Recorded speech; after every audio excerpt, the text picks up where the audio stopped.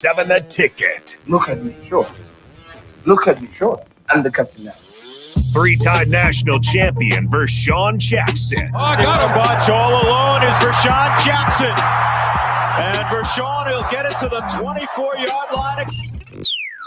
Coming at you live from the Coppel Chevrolet GMC studios in the heart of Lincoln, America. On air and online at theticketfm.com. Presented by Wingstop. Here he is, Vershawn Jackson. Ah, yeah! Yes. We are back. It is Monday, and I'm going to call this Meltdown Monday because it's melting. I ain't melting. It's like being the snowman in 100-degree. Keep the music playing, Bob. It's like being a snowman in 100-degree weather. Frosty the snowman. I know. I'm melting. The meltdown that was in Ireland, super meltdown. That's what's called a super meltdown. Listen, can't blame players. Players are doing what they're told to do. Players weren't told to go out there at 3 o'clock and practice. No, they're told to go inside. Okay? We look like a weak team. We look like a team that was gassed. And then we got demoralized by our own coach. Blow! You ever shot yourself, Terrell? No, don't want to. Listen, we coming in hot. Today's show, it's the captain on the ticket. I got the black shirt with me. I got Colvin with me. My bad. It's the captain. The black shirt.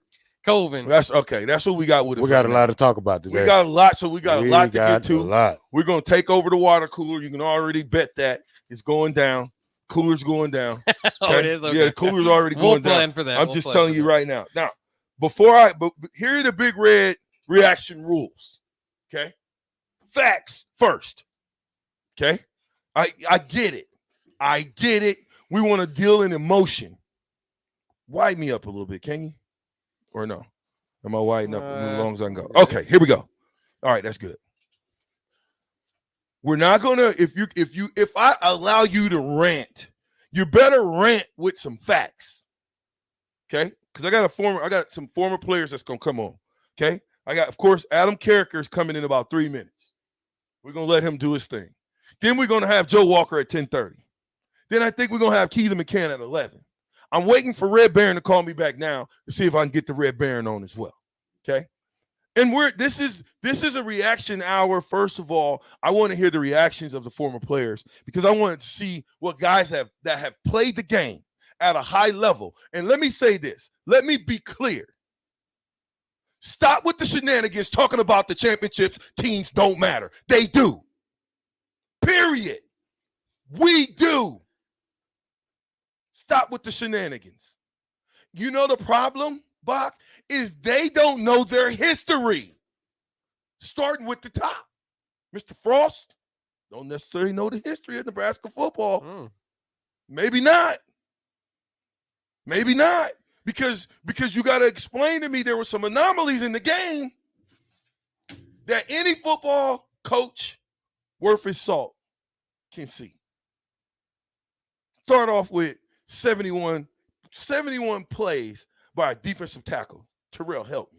Yeah, defensive tackle should never play 71 plays, man. You gotta switch these guys in and out. It's the first game of the season. They look tired from the get-go. You got to give these guys a break, you know. You got to give these guys some reps. You got to get a second team guys some reps. We look soft. We look tired. We didn't look pumped at all on defense. I don't know what went on, but, you know. I can tell you what went on. You got tired? Must have been a bunch of partying in Ireland. Could have been. We don't know. Yeah. Somebody that knows. I wanted to holler at Sip, and I know these guys know. Did they go out? Were they looking at castles? Were they up on their feet for the first 4 days of them being in Ireland? Because they looked like they were in quicksand. From the first quarter, see, stop with this notion that, we got tired in the fourth quarter. No, we didn't. We missed tackles from the first quarter to the fourth quarter. Yeah. You see it? Yes, that was poor tackling. You know, if I was the coaches, man, y'all would be outside right now hitting. You know, I don't know what y'all do at practice, what they do at practice, because I know we hit 2 times a week. So if you're going to be a great defense, especially in the Big Ten, you need to hit twice a week. Precursor. Newsflash. Spring game. No hidden. Yeah. Spring game. That was. Two-hand touch. Listen, I drank the Kool-Aid. I absolutely drank the Kool-Aid. I think we got a decent football team, but we are not, to me, in the shape that we're supposed to be in. Or we went out there maybe drinking beer on Thursday or something. Maybe because beer was just in abundance, I would imagine, right? Oh, yeah. So maybe free beer there it for a while. was free beer in Ireland. So maybe we were drinking beer on Thursday when we should have been getting our rest on Thursday, because the most important day, Coach Osborne would say this all the time, right, Terrell? Yes, What's sir. the most important day of rest in the week playing a Saturday's football game? Thursday.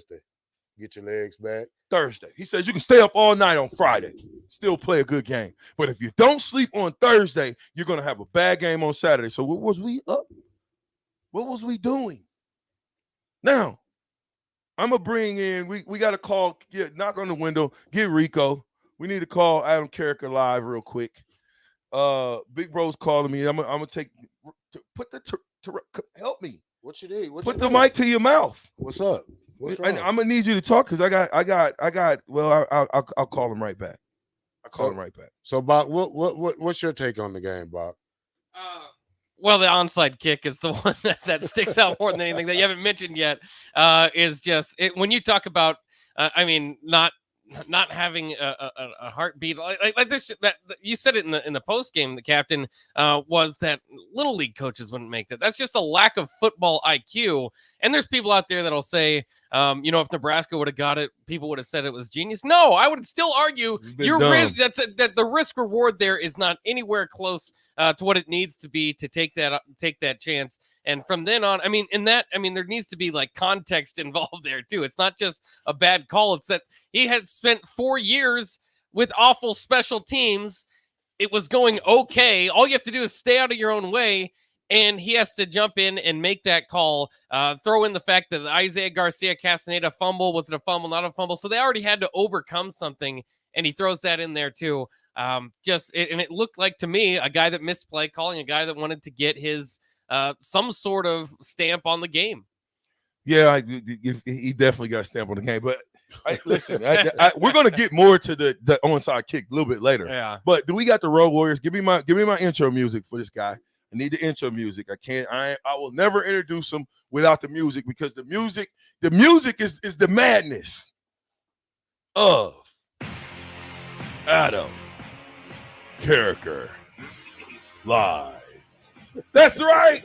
Adam Carricker is back. It's 10:15. It's Monday Meltdown. Adam, give it to us raw. You're everything. You go for whatever you know. You've got the floor.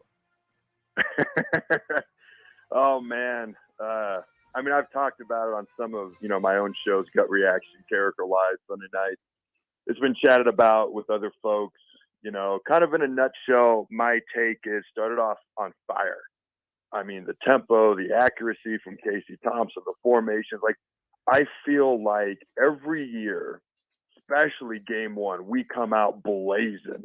I remember a couple years ago against Ohio State, we came out blazing, and obviously Ohio State ended up winning that game. And even the first quarter of Illinois last year, we looked really good. The defense got like 2 sacks in the first quarter, and we were all over them.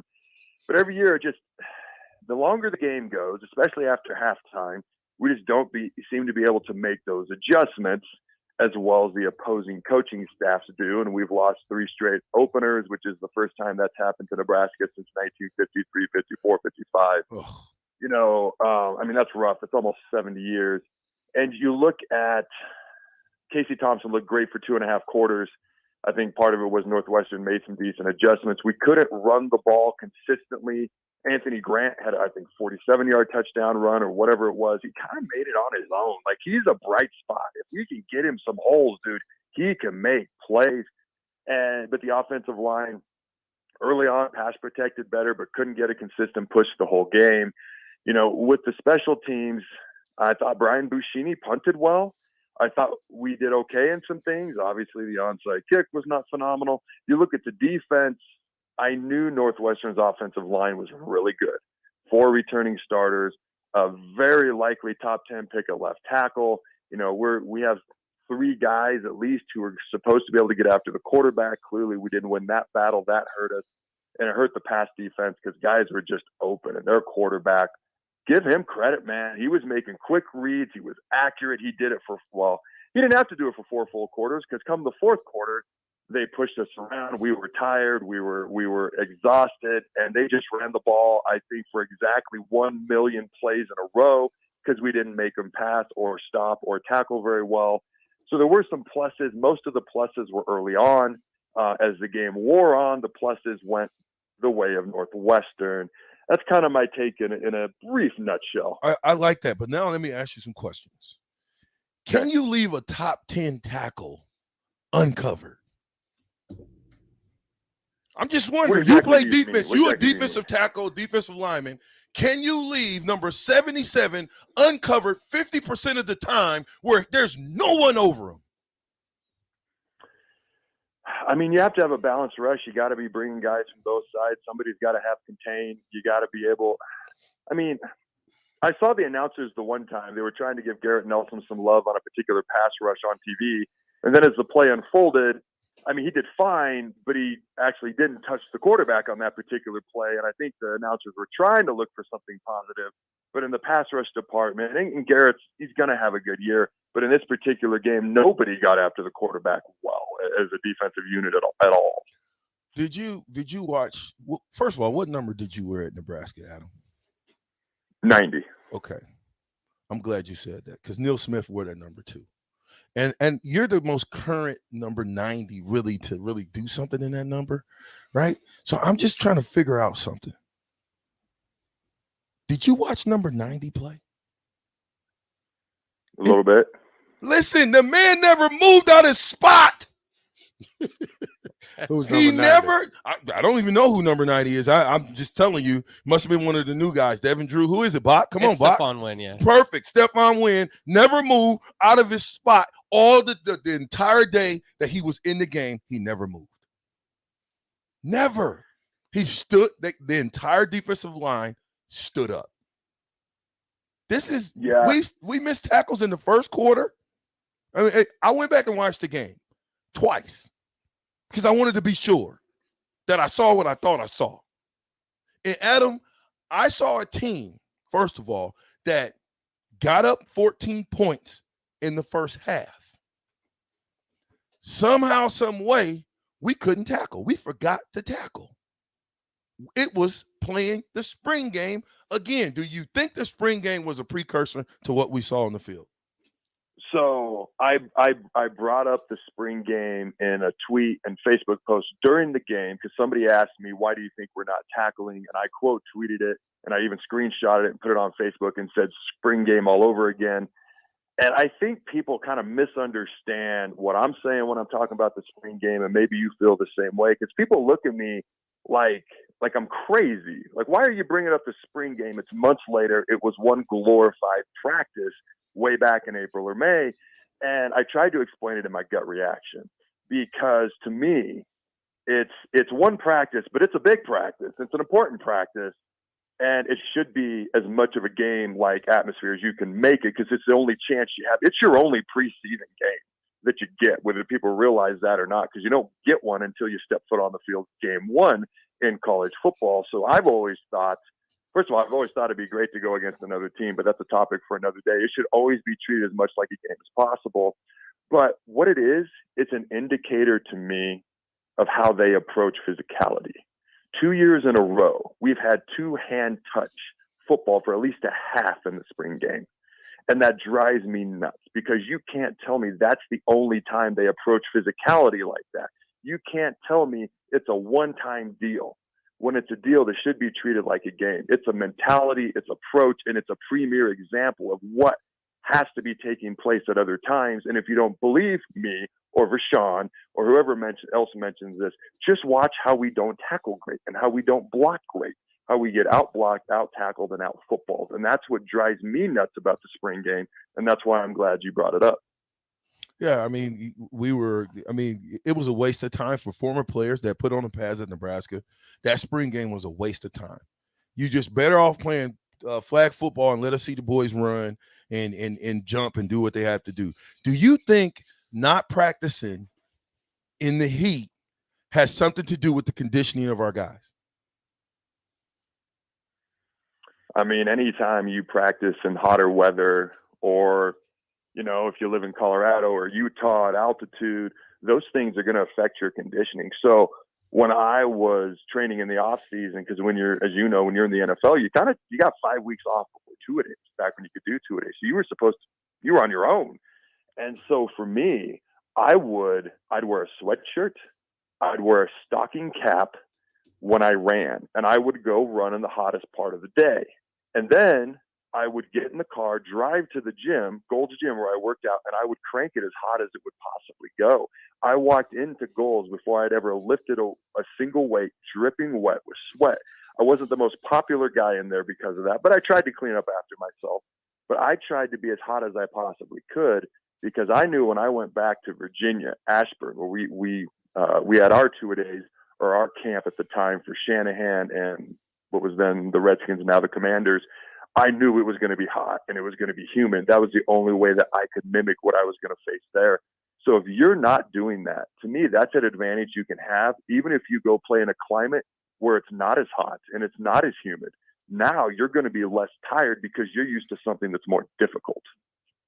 Do you, Terrell, and let me bring you into Terrell, because I want to ask both of you guys with black shirts. Terrell, you said something last week to me, and I'm gonna apologize to you now, because I should have listened to you, because you are a black shirt. You said there's no way that you give 9 players black shirts. All 11 guys should have black shirts if they're gonna go out there as the starting defense for Nebraska. Adam, I'm gonna throw it. Let Terrell answer, but I want you to answer the same question. Do you think that O'Shawn not having a black shirt has something to do with the lackluster play? Well, he had 10 tackles, so he had 10 tackles, but he had 10 tackles in down the field. Yeah. And like I said before, man, I'm still a fan of 11 black shirts on the field at the same time, and I don't know how other guys feel, but that's my take on it. And yeah, I don't think it's, he didn't play well. Nobody played well on that line. As a whole group, they didn't play well. I don't know how they feel, but taking black shirts back is not a thing. So you have to move on from this, and you got to get these guys ready for the next game. Somebody got to call the team meeting, the defensive meeting. You get in the defensive meeting, no coaches, and you lay it all out. Like, guys, look, this is what we're going to do.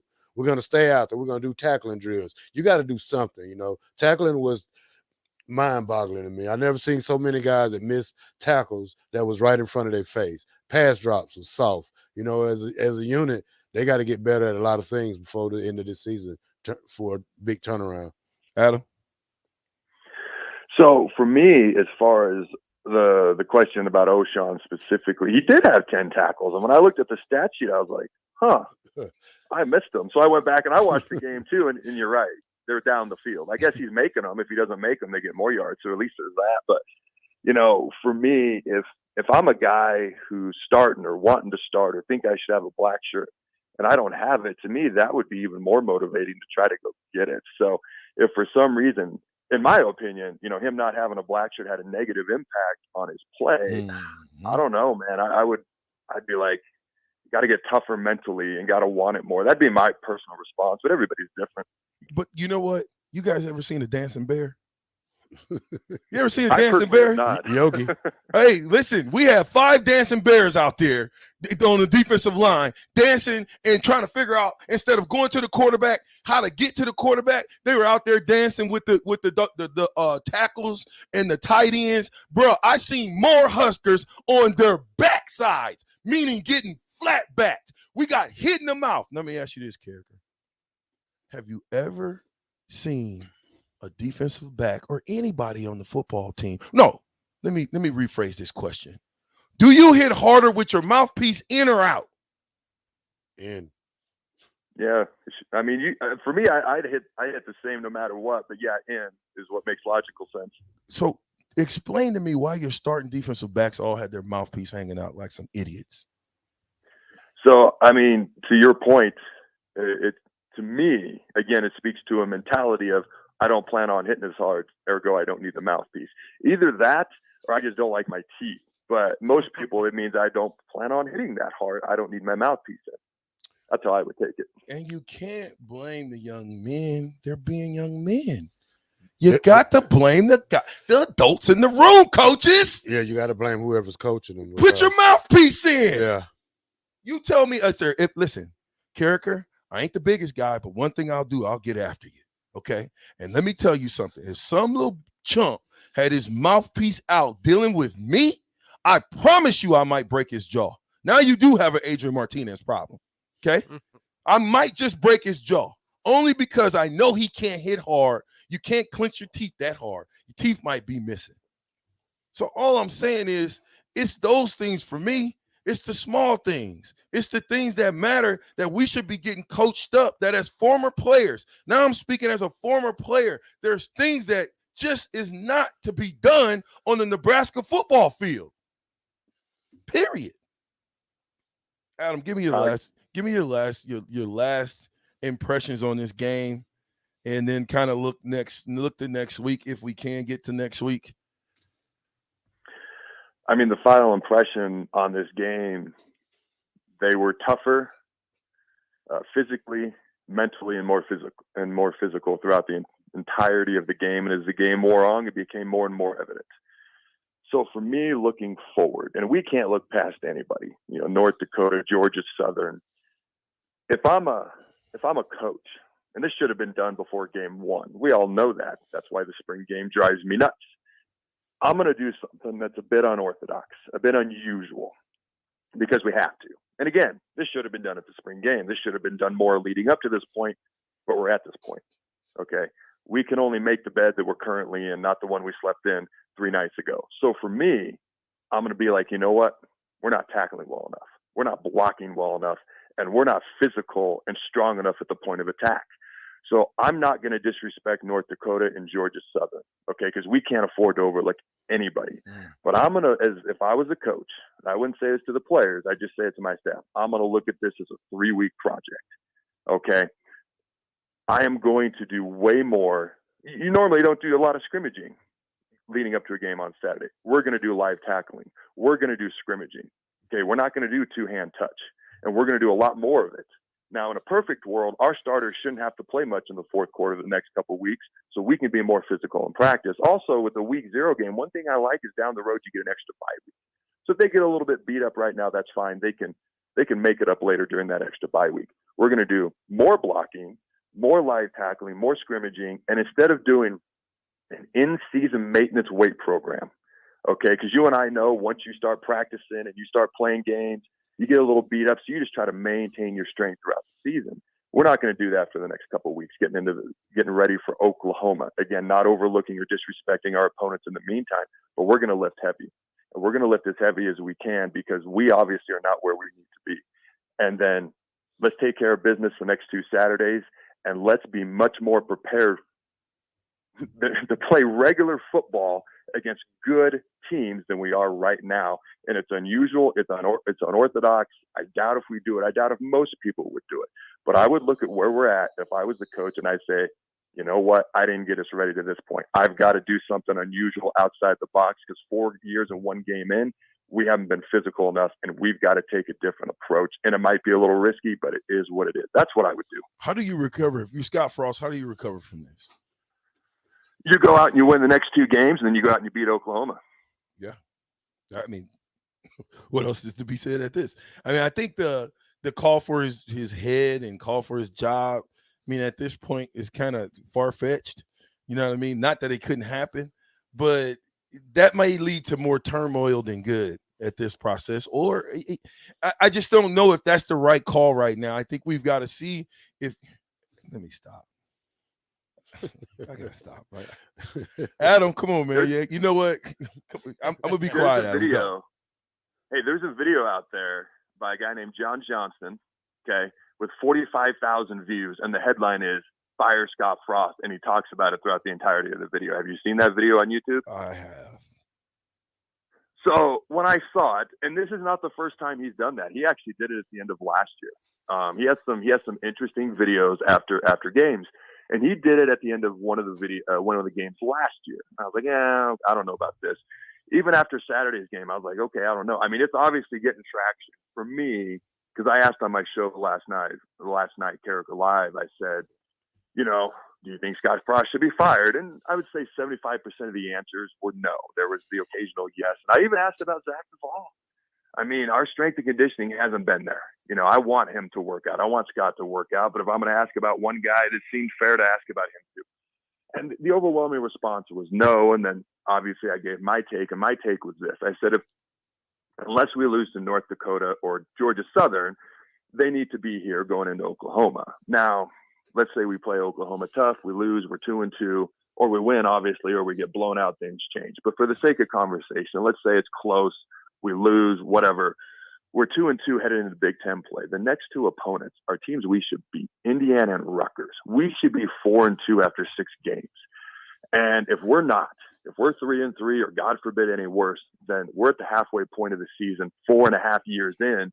There's a different discussion to be had. But my thought was kind of what you said. After one game, I know we're 4 years and one game in, but after one game with a bunch of new players, new coaches, I thought it was a bit early too. Do you put a Caleb Tanner against one of the best offensive lines in college football? Do you put him up against him and tell him to hold up to the run? So coming into this season, and I did a video, I don't know, last spring, where I talked about all the different things they could do after O'Shawn Mathis committed. You know, they can line up in this formation, and they can line up this way defensively, and this guy can stunt, and this guy can blitz, and this guy can cover, and this guy can drop. And there's all these different things you can do. And I believe I mentioned it then, and it's been my concern up until now. When we have those edge rushers, I mean, Nelson is a weight room beast, but I believe he's 245.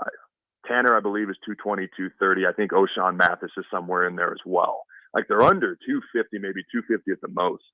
So we've got some lighter guys coming off the edge. And if we're getting pressure on the quarterback, you can almost live with it, especially if you're stunting and blitzing and confusing some of these big old linemen.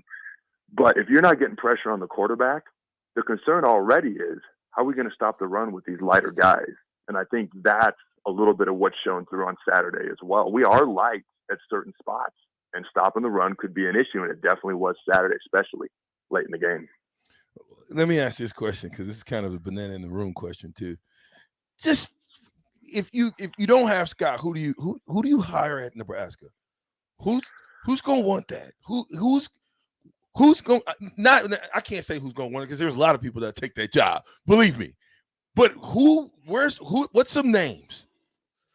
So first of all, I've heard elephant in the room. What's a banana in the room? What does that mean? I've never heard that before. That's a new one for me, man. I'm just saying, character. Okay, so let me give y'all another scenario, because we seem to think that the defense played well. They gave up 500 and something yards of offense, and we seem to think that we, as a defense, played well. First of all, who was we? I'll go back to the who was we? Yeah, who was we? The black shirt. Who was we? Yeah, I guess, I mean, I guess I should ask you guys. Did we play well? No. What is your? Give me your grade, Terrell Farley. You as well. Give me your grade on the defense. Well, I would probably get them a C-. You know, I won't. You know, first game of the year. You know, we got to get a push up front, man. It starts with the front seven. You know, tackling was not. It was tackling was the weakest I ever seen it. You know, you put the secondary in a jam by, you know, not. You know, it was just a debacle out there. It was not Nebraska defense out there. You know, this is not how we was played as units from years ago with Adam them. I know they was physical. This defense was not physical. They was not tackling. Everybody looked tired out there. I think just overall, it wasn't a great day for the defense. Kirker. Yeah, I agree with him. I mean, for me, you know, the run defense, especially, it just drove me nuts that they just kept running the ball, and we knew they were going to run the ball. We just couldn't stop it. They don't even run the option. It's just power right, power left, counter right, counter. There's nothing fancy. That drove me nuts. I guess D+, if I want to be nice. You know, the pass defense, I mean, no disrespect to Northwestern, and maybe they're going to come out this year, be 9-3 in the Big Ten championship game, because every other year they kind of struggle, and every other year they're in the Big Ten championship games. But coming into this game, you looked at who they had, and they've got some talent, but they didn't have any barn burners, any guys who were just going to run right past you. But they had guys wide open, and their quarterback made quick, fast reads because the guys were open quickly. So to me, I'd give it a D-. So probably, I don't know, I'm not being as kind, I guess, but somewhere along the lines of the D, when you give up well over 500 yards to a team that isn't supposed to be great offensively, and they hadn't put up anywhere near that many yards against Nebraska for like 4 or 5 years. You know, to me, it's a D for the defense. Yeah, Big Ten bully ball is what I like to call it, because anytime you have a time of possession of 34-12 versus 25 minutes, that's almost a whole 10 minutes. You held the ball away from the opponent. That means you were playing bully ball. And the fact that we couldn't get off blocks, we could not stop, we couldn't tackle. And then let me go back to the first quarter. Do you remember when we gave up the 41-yard touchdown pass? Yeah. Yeah, he was wide open. Okay. Where was the safeties? Who told that safety, first of all, they were in a pass set? What key did he see that made him jump? I don't even know what he jumped. I'm just wondering, where are our keys at? Aren't there keys for a linebacker that you pay attention to? Yeah. I just seen linebackers at the end of the game just saying, forget it, just go. I'm just going to go hit something. You seen safeties. I'm just going to go in here and hit something. There was no rhyme or reason to what they were doing. And so I'm just trying to figure out, how are we in year 5 and we still are out there like we don't know what we're doing as a defense? That come from coaching. You know, like most of the plays I've seen on the linebackers, they should have been putting hands on the outside receiver. You know, they teach you to never let a receiver run downfield free. You know, you get a hand on them, jam them, and still get you to your drop. And that gives the safety time to get on top of them, or it even helps the safety out. So, you know, it goes with coaching. The everyday fundamentals is what we did not do on the field Saturday. Carricker, I'm getting ready to go to break, but before we do, give me any last minute thoughts and remember to throw the bones. It was a really tough loss. You know, the off-season Kool-Aid was strong. My wife, after the game, she joked, she goes, now we need to spike the Kool-Aid. I thought that was a little funny. You know, and there weren't very high expectations for Northwestern. You know, Herb Street even came out and predicted us, you know, win the Big Ten West and all that. You know, last week, I predicted this 28-21 to win, and I flat out said, I don't know what's going to happen. How can anybody know what's going to happen? Every year we have way more talent than everybody else in the Big Ten West, and yet we've seen what happens. So we're supposed to beat this team by 2 touchdowns. They're not supposed to be great. We have this infusion of talent, which is legit, and more experience, but a lot of newness. And I'm like, I have no idea what's going to happen. Dude, I got a lot of crap from people for predicting such a close score. And I didn't get it. I didn't think we'd lose. I really didn't. But I was like, how can you predict a blowout when you have no freaking clue what's going to happen? So for me, it's a tough loss because the Kool-Aid was flowing strong. It is fun to drink it in the off season. I mean, I want to drink it. It's more fun than, you know, being in the doldrums. Tastes so good. Oh man. As far as going forward, you know, you got to win the next 2 games. I think you got to take a much more physical approach if you're the coaches. And then we'll see what happens with Oklahoma. It's in Lincoln. This is a talented Husker team. Are we a good football team? I don't know. But Oklahoma's always talented. But in my opinion, this is the least amount of talent they've had in a while. And barring special teams, again, last year, we would have beat them in Norman. So maybe you win the next 2. Maybe you make some improvements, and maybe you can shock the world now, just like Northwestern shocked us. And maybe you can get a big win versus Oklahoma. All right, that's what I'd be looking at if I'm the coaching staff. And even as a former player and a fan now, that's kind of what my eye is on. And we'll see what happens. Hey, Adam, hold on. I got to ask one more. I mean, again, the banana in the room. Because it's a gorilla outside. No, listen. The banana in the room wants to know, what's your take on what did the onside kick call do to the team? You know, I heard you guys talking about it as I was coming on. You know, we were up 14-3 at one point. Then we had another double-digit lead, 28-17. We had just scored on 2 straight touchdown drives. And I even said to my son, I'm like, we're about to run them out the building.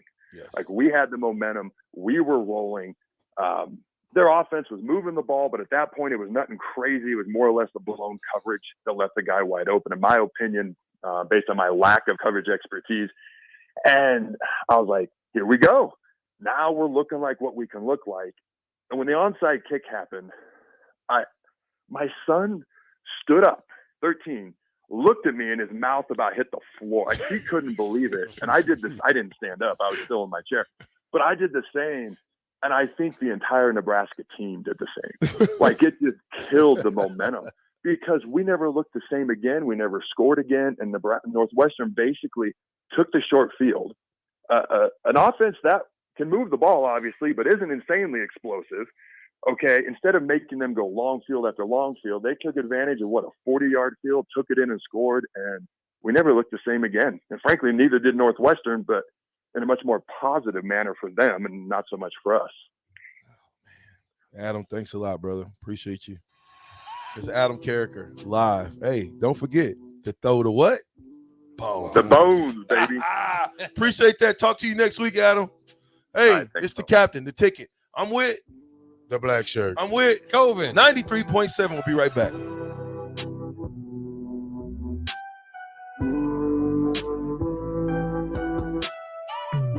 Your high school football coverage rolls on right here on 93.7 The Ticket. Hey guys, it's Nick Sainert, and join me for 2 games this week. On Thursday at 7 p.m., it's the Lincoln North Star Gators going up against the Lincoln Northeast Rockets, only to lead up to our Friday night matchup at 7 p.m. between Lincoln Southeast and Lincoln East, as both the Knights and Spartans try to avenge Week 1 losses. Both those games are coming your way this Thursday and Friday right here on 93.7 The Ticket, your home for high school football all season long. Did you know that the U.S. has added over 1,100 new breweries in the last 18 months? Learn more by shopping at Myers Cork and Bottle, 13th and South, and by tuning into Thirsty Thursdays with Kevin Myers, because sports are better with a drink in your hand and a friend at your side. Parents, now is the time to get your kids into one of the fastest growing sports in the Midwest, lacrosse. Signups are happening now for the Junior Rampage League fall season. Kids ages 6 to 14 are invited to join, with teams available for both first-time and experienced players. The focus will be on skill development with scrimmages throughout the fall. For more information, head to LincolnLAX.net. Don't miss out on your chance to join the growing lacrosse movement with the Junior Rampage. Register today at LincolnLAX.net. The season starts September 10th. Bagels & Joe is in full summer mode. They'll add cold foam to the top of any iced coffee. Plus, they now have a Joe Coffee Club. Get unlimited drip coffee for just $8.95 per month. And don't forget their delicious breakfast burritos and sandwiches. Bagels & Joe, 4 Lincoln locations. Mary Ellen's Food for the Soul. It's soul food right here in Lincoln. Ribs, wings, catfish, coleslaw, cornbread, grits. I mean, I'd say it's food like your grandma used to make, but my grandma never made food like that. If you haven't already, you've got to give it a try. Check out their location across from South Point at 27th and Pine Lake, or find their food truck at events all over town, or visit them online at maryellens.com to see the full menu. Mary Ellen's Food for the Soul. Let them fix you a plate. Sandhills Global is hiring. Check out sandhills.jobs for more information. Sandhills is looking to fill hundreds of new openings in sales, traveling support, software development, web design, and more. Sandhills has a professional culture and is fast-paced with a focus on growth, innovation, and leading-edge technologies. Career and internship opportunities are available at our global headquarters in Lincoln, Nebraska. Apply today at sandhills.jobs.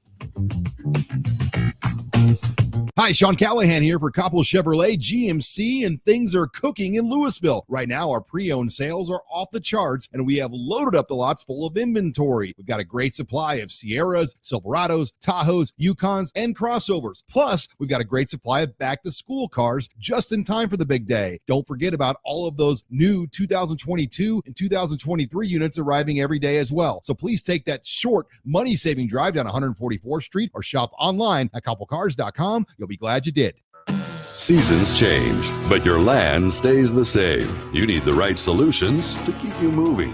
That's why you rely on Acres Equipment, your Nebraska-owned premier John Deere dealership. Whether you're harvesting, protecting your crops, feeding the herd, maintaining your lawn, improving your business, or letting off some steam, Acres has what you need to get the job done.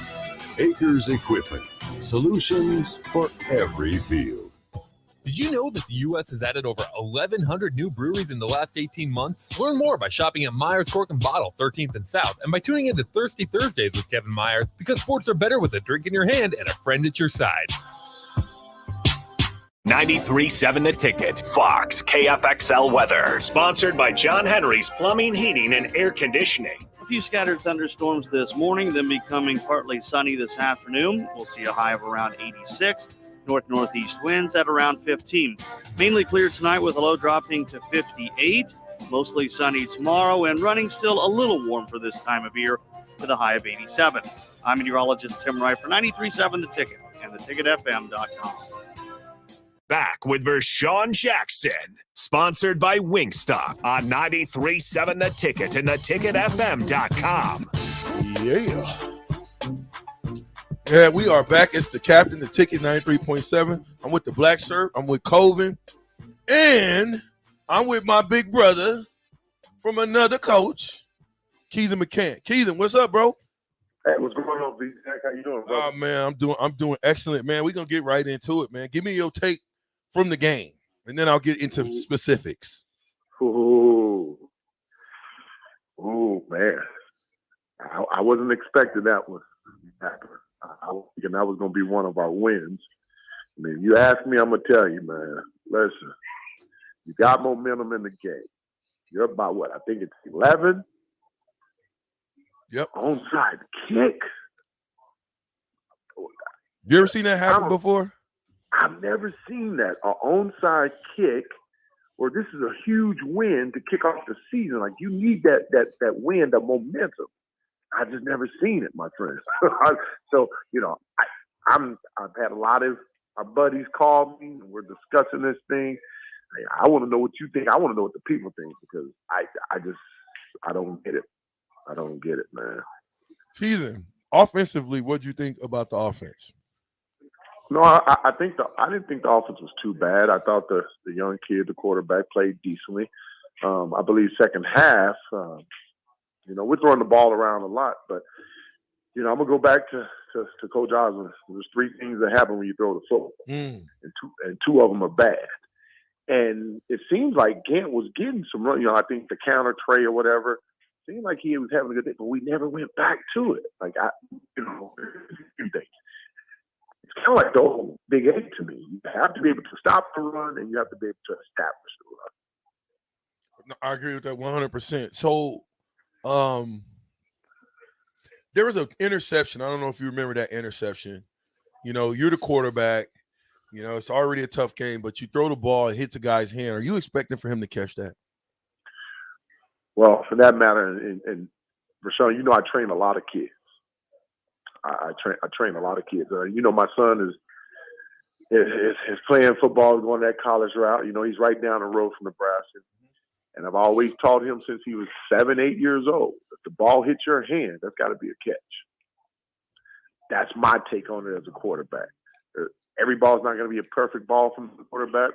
Therefore, Rashawn, you play tight end. Sometimes you have to make the play for your quarterback. Yeah. And I've always been told, and I've always taught this to my receivers I train. Ball hit your hand, that's got to be a catch. Talking to Keithan McCann. Keithan, I'm with Terrell. I'm with a black shirt. And so I asked this question. Defensively, giving up 527 yards, what kind of grade would you give the black shirts?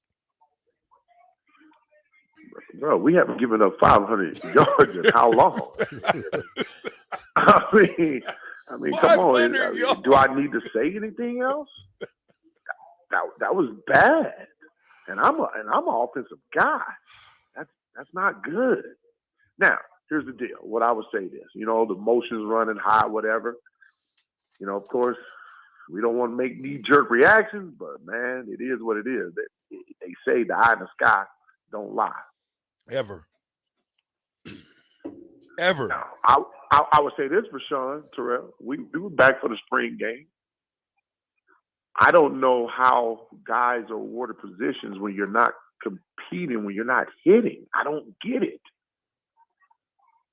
I don't understand. So maybe you guys can understand. I mean, make me understand. I don't get it. I guess the guys look good in shorts, so you're playing tag football. Everybody's gonna be an All-American out there. You're not gonna find your true value until you play, until you scrap it on and hit most of the time. So if it goes all the way back to like when we played. Wednesdays are your roughest days, and this team got to have a hidden period if they want to win the rest of the season out. You better have some 907s.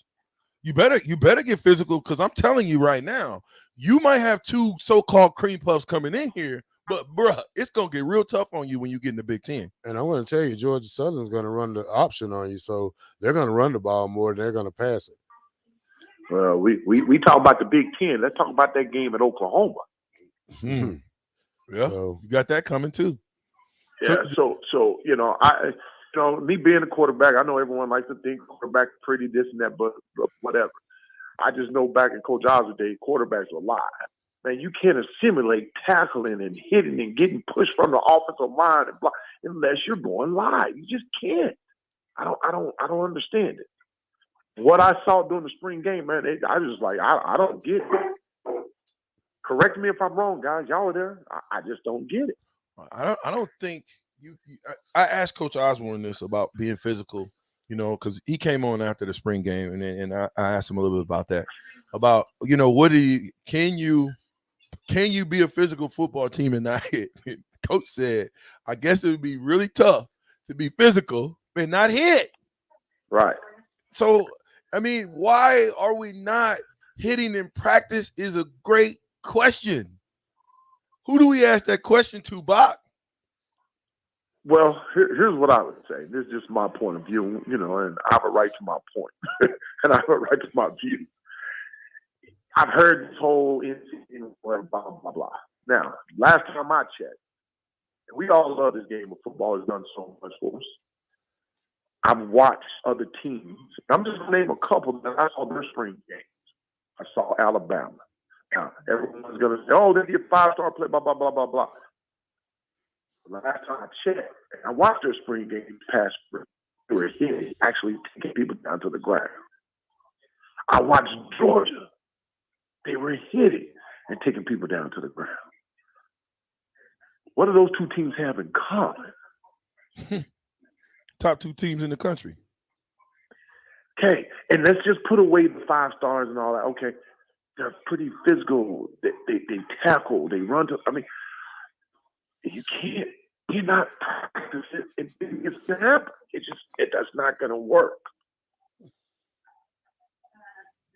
Keelan, when you think about how far we've dipped, because to me this is you've dipped to a new low that we're not necessarily used to. When you lose the home opener for the first time since the 1952, 53, 54 season, that's an all-time low.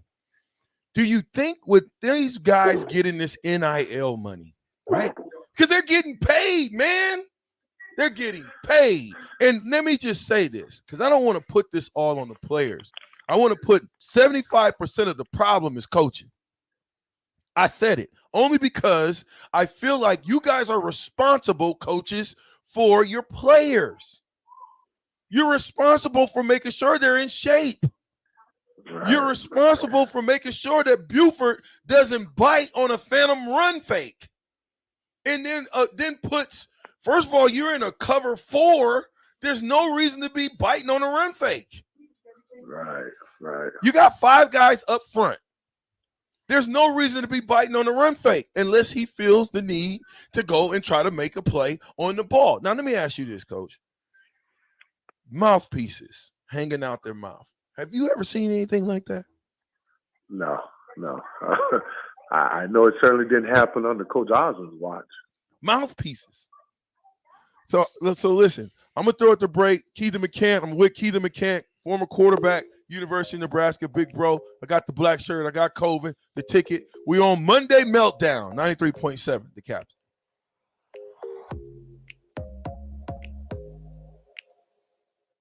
This is Lincoln's home for sports talk on the FM dial. Also online at theticketfm.com. On the internet, KNTK FM Firth, 93.7 The Ticket.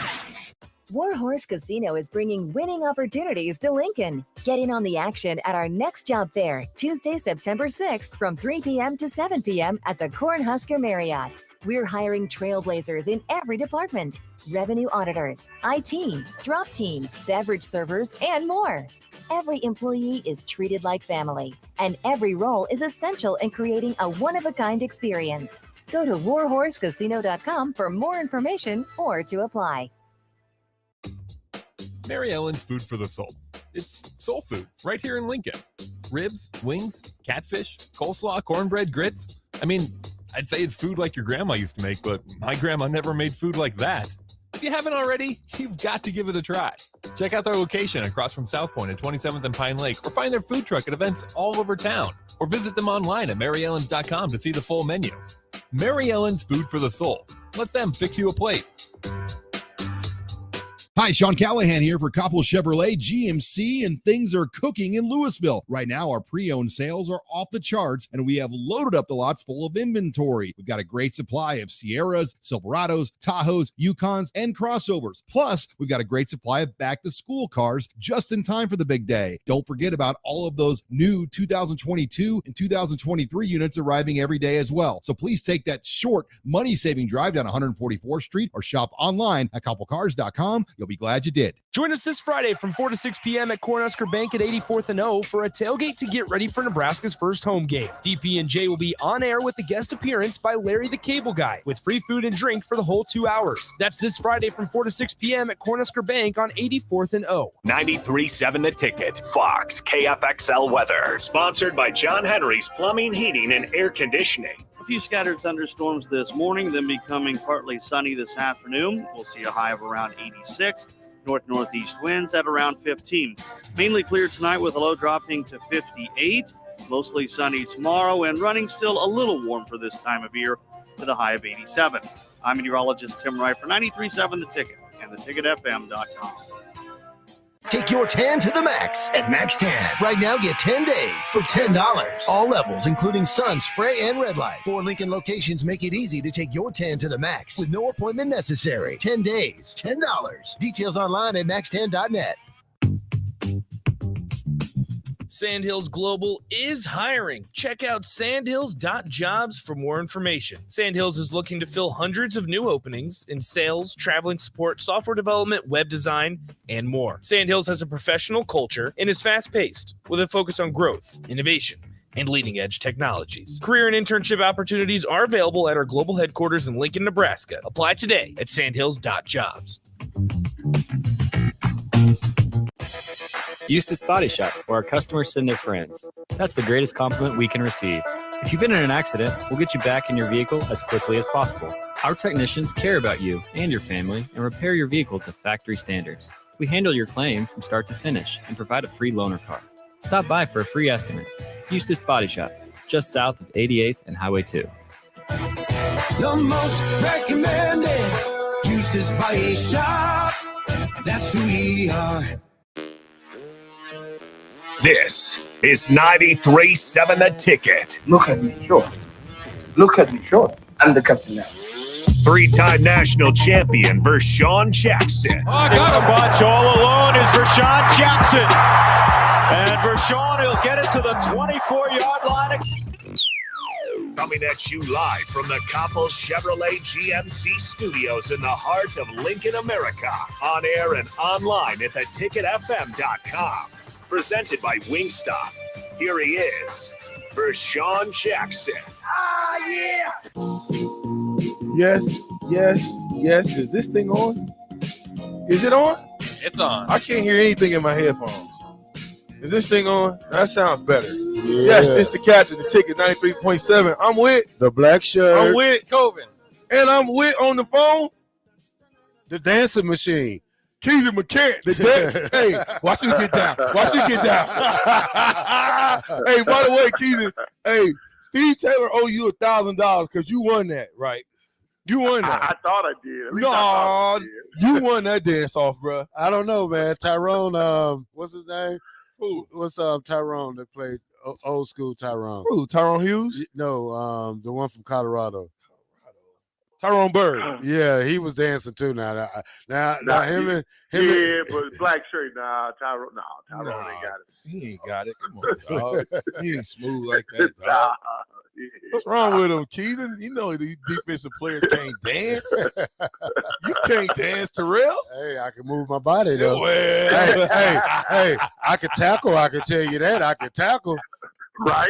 Right. And we could have definitely used you this Saturday tackling. Terrell, as a black shirt, talk about when you see that many missed tackles. What does that do to you? It all starts at practice, It all starts at practice. Who's the coach? The coaches have to pay attention to stuff like that. It's special angles you have to take to make the great tackles like that. And it all starts with your first step. It's sad to see a defense miss so many tackles like that, especially from the linebacker position. The linebacker is supposed to be your bread and butter tacklers. And, right now it looks like we don't have no good tacklers on this team. 15-30 is Coach Frost's record in his tenure here at Nebraska. Keithan, if you was the coach, are you still the coach? Oh, definitely not. Not looking like me. No, not whatsoever. What kind of changes need to be done in order to change this? I don't even know what to say. In order to change the season around, what do we need to do? Well, I think first, after that, you gotta take responsibility. A once wise coach told me that you are what you put out there on that field. That's first. So then, as Terrell said, now you got to go back to the drawing board. So you got to go back to what we are when we started Little League. Man, if you're not hitting in practice and to simulate, as Terrell said, those angles and things of that nature, you're not going to get that with touching. You're just not. Now, you look at offensively. I've told people this, and even when I had my Little League team and just so happened with my good friend Terrence Brooks, who was the starting safety for those Super Bowl winning 49ers team, who coached my defense for me. We happened to put a team together that went 40-something-0, okay? We thought we'd be pretty good, but it started with our offensive line. I always tell people, you can have all the skill positions you want. You can have all the greatest running back tight. If you don't have that line together, if that line isn't physical, that line can't come off the ball and move people, man, you don't have anything. Let me ask you a question. I'm going to ask Bach. Bach, let me ask you this. Mm-hmm. Kevin Williams Jr., did he play? I didn't see him. Rico, get on the mic. Get on the mic. I need you for 2 seconds. Get on the mic. I'm just trying to figure this out. Kevin Williams Jr., did he play? No, he did not. Okay. I just want to make sure. You remember seeing Kevin Williams? No, sir. Okay. You telling me that we went and got a guy out of the transfer portal from Colorado State that started for 3 years, and he didn't get a chance to play at all when you had – listen, who's number 65? Is that Prohaska? Yeah, he's struggled even. Listen, he struggled majorly, and he's your left tackle. Remember when Casey got hit on that sack when they blitzed? That was a kind of a swinging gate protection. He didn't even look out there for the guy. Let him go right around and destroy us. And if you got guys that are sitting on the pine and we are looking the way we look, Keithan, you're a quarterback. Don't you want your best lineman in there? I would think all quarterbacks, you want your best front five, definitely. I'm just wondering why Kevin Williams Jr. didn't play. Somebody got to help me out. If you knew the answer to that, Kevin Williams Jr., you talked about him this whole spring. I saw him in the spring during the spring game. Then we get into the game, and listen, none of those guys got pushed up front. The one play by design was that counter trap. That was a counter trap is what that was. The two linemen pulled, they came down, your two right side linemen pulled, and then you let your running back be a running back. Do you know we never went back to that play? We never went back to that play. Yeah, it's mind-boggling, man.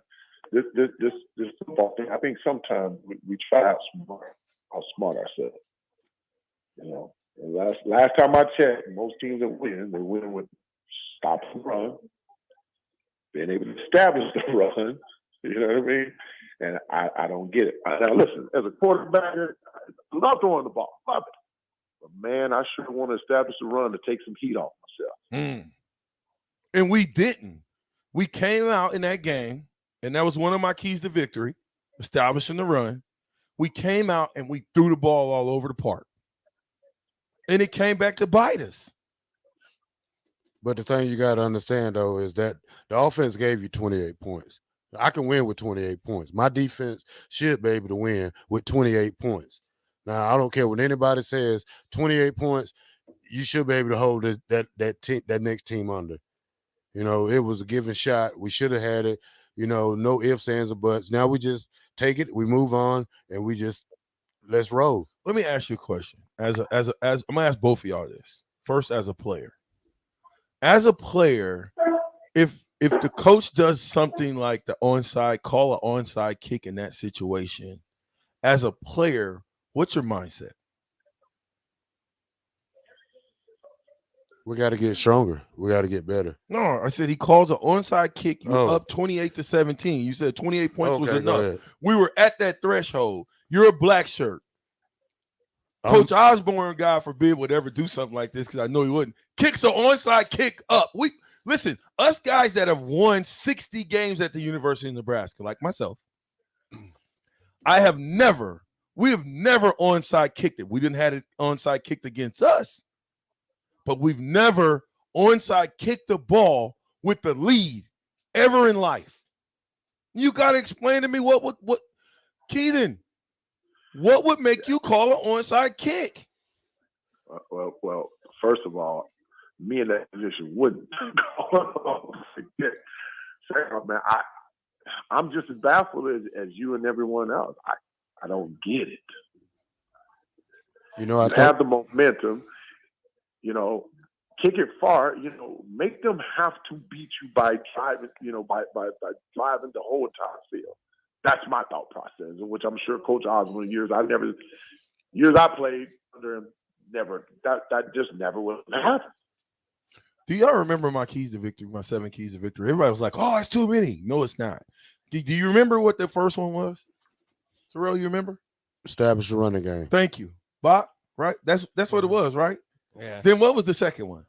Protect the quarterback. A 3-headed monster. Run with Grant, and Ramirez or Gabe. That was my deal. And then the third one was protect the ball. Control the ball. Don't turn the ball over. Win the turnover battle. We didn't do that. Special teams. Did we have one punt return? Nope. 0 punt returns. Tell me why Mr. Oliver was back there on punt return. Who gave him the juice to go back there on punt return? You talked about having Trey Palmer. You talked about having Tommy Hill. You talked about having all these great Cassianata, whatever his name. I can't remember. I can't say Isaiah. You got to understand these guys are full-time starters on offense. I don't think that Mickey wants to allow Trey Palmer to go back there and use his juice. You want to save most of his juice for win games. I mean, they didn't use it in the fourth quarter. You didn't get no juice. And let me just tell you this right now. I love Trey Palmer. I think he's an excellent player. But Trey Palmer he dropped the ball too. And he has mouthpiece hanging out. Now listen, it's some things in football you just don't do. Well, they're tired, and that's one reason why they're tired, and that's and it comes from being unconditioned. You know, the team is not conditioned like they should be. You had, what did they do in the summer? It makes you wonder, why is this team not in shape? You know, no team should be out of shape like that coming into the season. Oh, wow. Excellent point. Oh, I remember the interview you had with Coach Osborne, D-Jack. That was one of his things. You asked him a question. Why did you implement running gassers after we thought we did a pretty good job of running, doing pressure and all that? And I remember vividly, those gassers, man, we didn't like them, but boy, they sure helped during that fourth quarter of the game. I wasn't even going to read any text just because there's so much that we still got to get to Joe Walker, and we're going to take a quick break here, come back with more Keith and McCann. But I'm gonna entertain this. Antler King says, my mindset would be to execute that call. The onside was wide open for the taking, but piss poorly kicked M-Dub. M-Dub, stop the foolishness, sir. First of all, know who you're kicking it against. You got a running back that's a fifth-year player, that's a team captain, that's over there, who is the third-string running back. He lives for special teams, sir. Stop with the shenanigans. You don't call an onside kick with the win, with leading, and your team just drove it down their throat and scored 2 touchdowns, shot herself in the foot, and we cannot accept that crap anymore. The captain, the ticket, 93.7.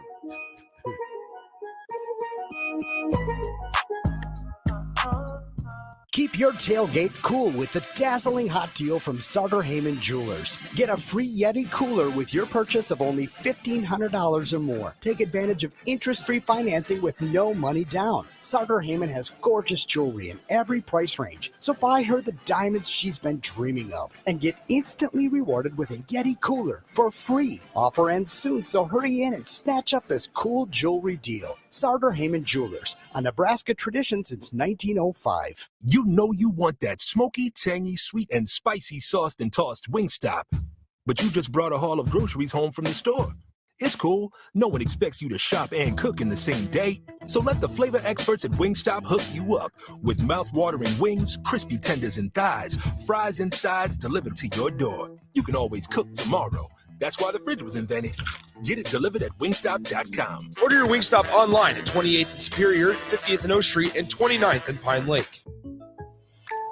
I can't believe I just scratched that card. Find my insurance card.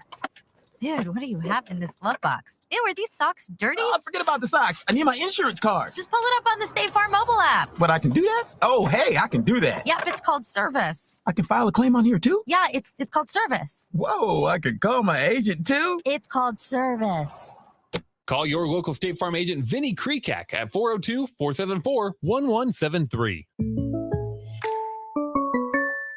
The dog days of summer are here. Is your yard in need of a touch-up as we head into the fall season? August, September, and October are the months for aeration, and Penner Sprinkler and Lawn is the place to call to get the job done right. If you're noticing any issues with your sprinkler system through the hot summer months, they're always a call away, and they're already scheduling installs for sprinkler systems for next year and all other lawn care needs. Call Penner Sprinkler and Lawn today at 402-413-1215. Join us this Friday from 4 to 6 p.m. at Cornhusker Bank at 84th and O for a tailgate to get ready for Nebraska's first home game. DP&J will be on air with a guest appearance by Larry the Cable Guy with free food and drink for the whole 2 hours. That's this Friday from 4 to 6 p.m. at Cornhusker Bank on 84th and O.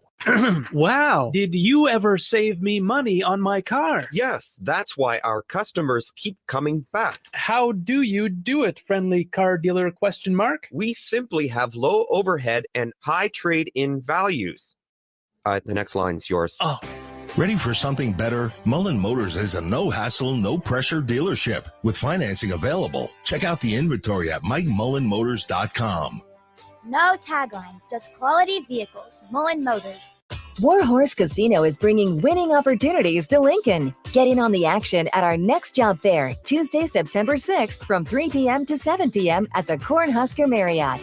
We're hiring trailblazers in every department: revenue auditors, IT, drop team, beverage servers, and more. Every employee is treated like family, and every role is essential in creating a one-of-a-kind experience. Go to warhorsecasino.com for more information or to apply. Take your tan to the max at Max Tan. Right now, get 10 days for $10. All levels, including sun, spray, and red light. 4 Lincoln locations make it easy to take your tan to the max with no appointment necessary. 10 days, $10. Details online at maxtan.net. This message is for Shauna, my mom, who just finished her high school diploma. I wanted to say I'm so proud of you for finishing school. You told me it's never too late to achieve your dreams. I hope to make you as proud as you have made me. When you graduate, they graduate. Finish your high school diploma for you and for them.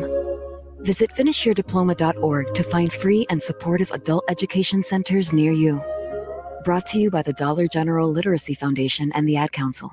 Back with Vershawn Jackson, sponsored by Wingstop on 93.7 The Ticket and theticketfm.com.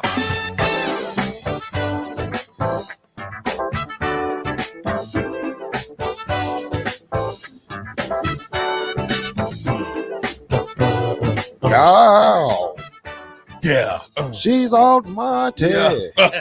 Might as well sing a little bit, black shirt. Because we ain't winning. Man, it don't look good right now for the home team. Okay, so this is what I said. I had to go back and get my notes because I keep good notes. That's what I learned at the University of Nebraska. That's about right. how to take notes. It's that big 8 degree back in the day. 7 keys to victory. Number 1, special teams, special teams, special teams. Who won the special teams? Did we win or did they win? I think they won. I think the onside kick made him win. I think that made them win. Perfect. Because we didn't have one punt return. And I know they punted to us at least 4 times, maybe 5. One kickoff for 25 yards. Number 2, I said, run the damn ball, man. That was 2. Number 3, use the triple threat. Yank, Grant, Gabe. We didn't do it. Number 4, big plays. We had how many big plays? 1? Well, I know on the scramble. We had 2 big plays. The scramble. And then the Garcia touchdown. Yeah. Yeah, well, okay, 3. And the Anthony Grant run, yeah. How many big plays did they have? Oh, several. That's what I thought. So they beat us in big plays. Number 5, black shirt shutout. Black shirts didn't do anything. Number 6, play discipline football. Did we do that? I don't mean discipline where you're not jumping off sides and getting penalties. Discipline is having a discipline to come with the right angles, to block, to catch the ball. I wasn't the best catcher. Everybody knows that, right? But what I would do is my assignment.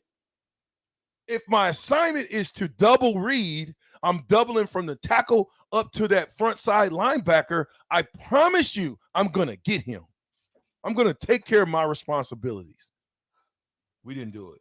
And number 7, I said the prayer. Live it. Do you think we lived that prayer?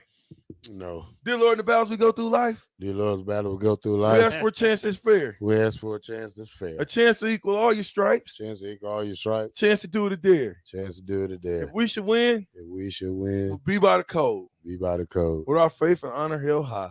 Faith and honor held high. If we should lose. We stand by the road. We stand by the road. And cheer as the winners go by. Yay. Day by day. Day by day. Getting better and better. We getting better. Team that can't be beat. Team that can't be beat. Won't be beat. I don't want to say this. Not to an 0-1 team that really just did what they did. More like year by year, looking the exact same. Those are close games. We get worse and worse. Can you believe that's 7 straight in a row we lost? Oh, yeah.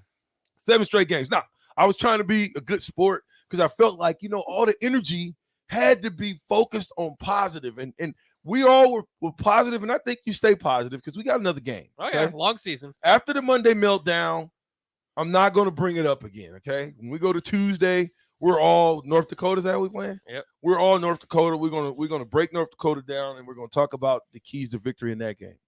And then we're going to hope and pray that we don't have a meltdown like we had of epic proportion out in Ireland. Were they drinking? Did they drink on There's Thursday, some free Bob? beer there. Oh, no, that was on the game. Where's Sip? Maybe. Sip, if you're listening, call in, man. I'm just trying to figure out what was the team doing. I know you were close, Sip. What was the team doing in that week leading up to the game? What was their schedule like? Were they going to visit places? What were they doing? Maybe they should have had 2 practices, a walkthrough and a practice, just to stay more focused. I don't know what they're doing. I'm just saying. We didn't look like a team that was ready to go. So let me see. Keelan, you still with me, right? Yes, sir. I've got an audio that I want you and Terrell to listen to. I hope this is the one, but this is Scott. I'll tell you what it is once I hear it. They did a good job with scheme stuff.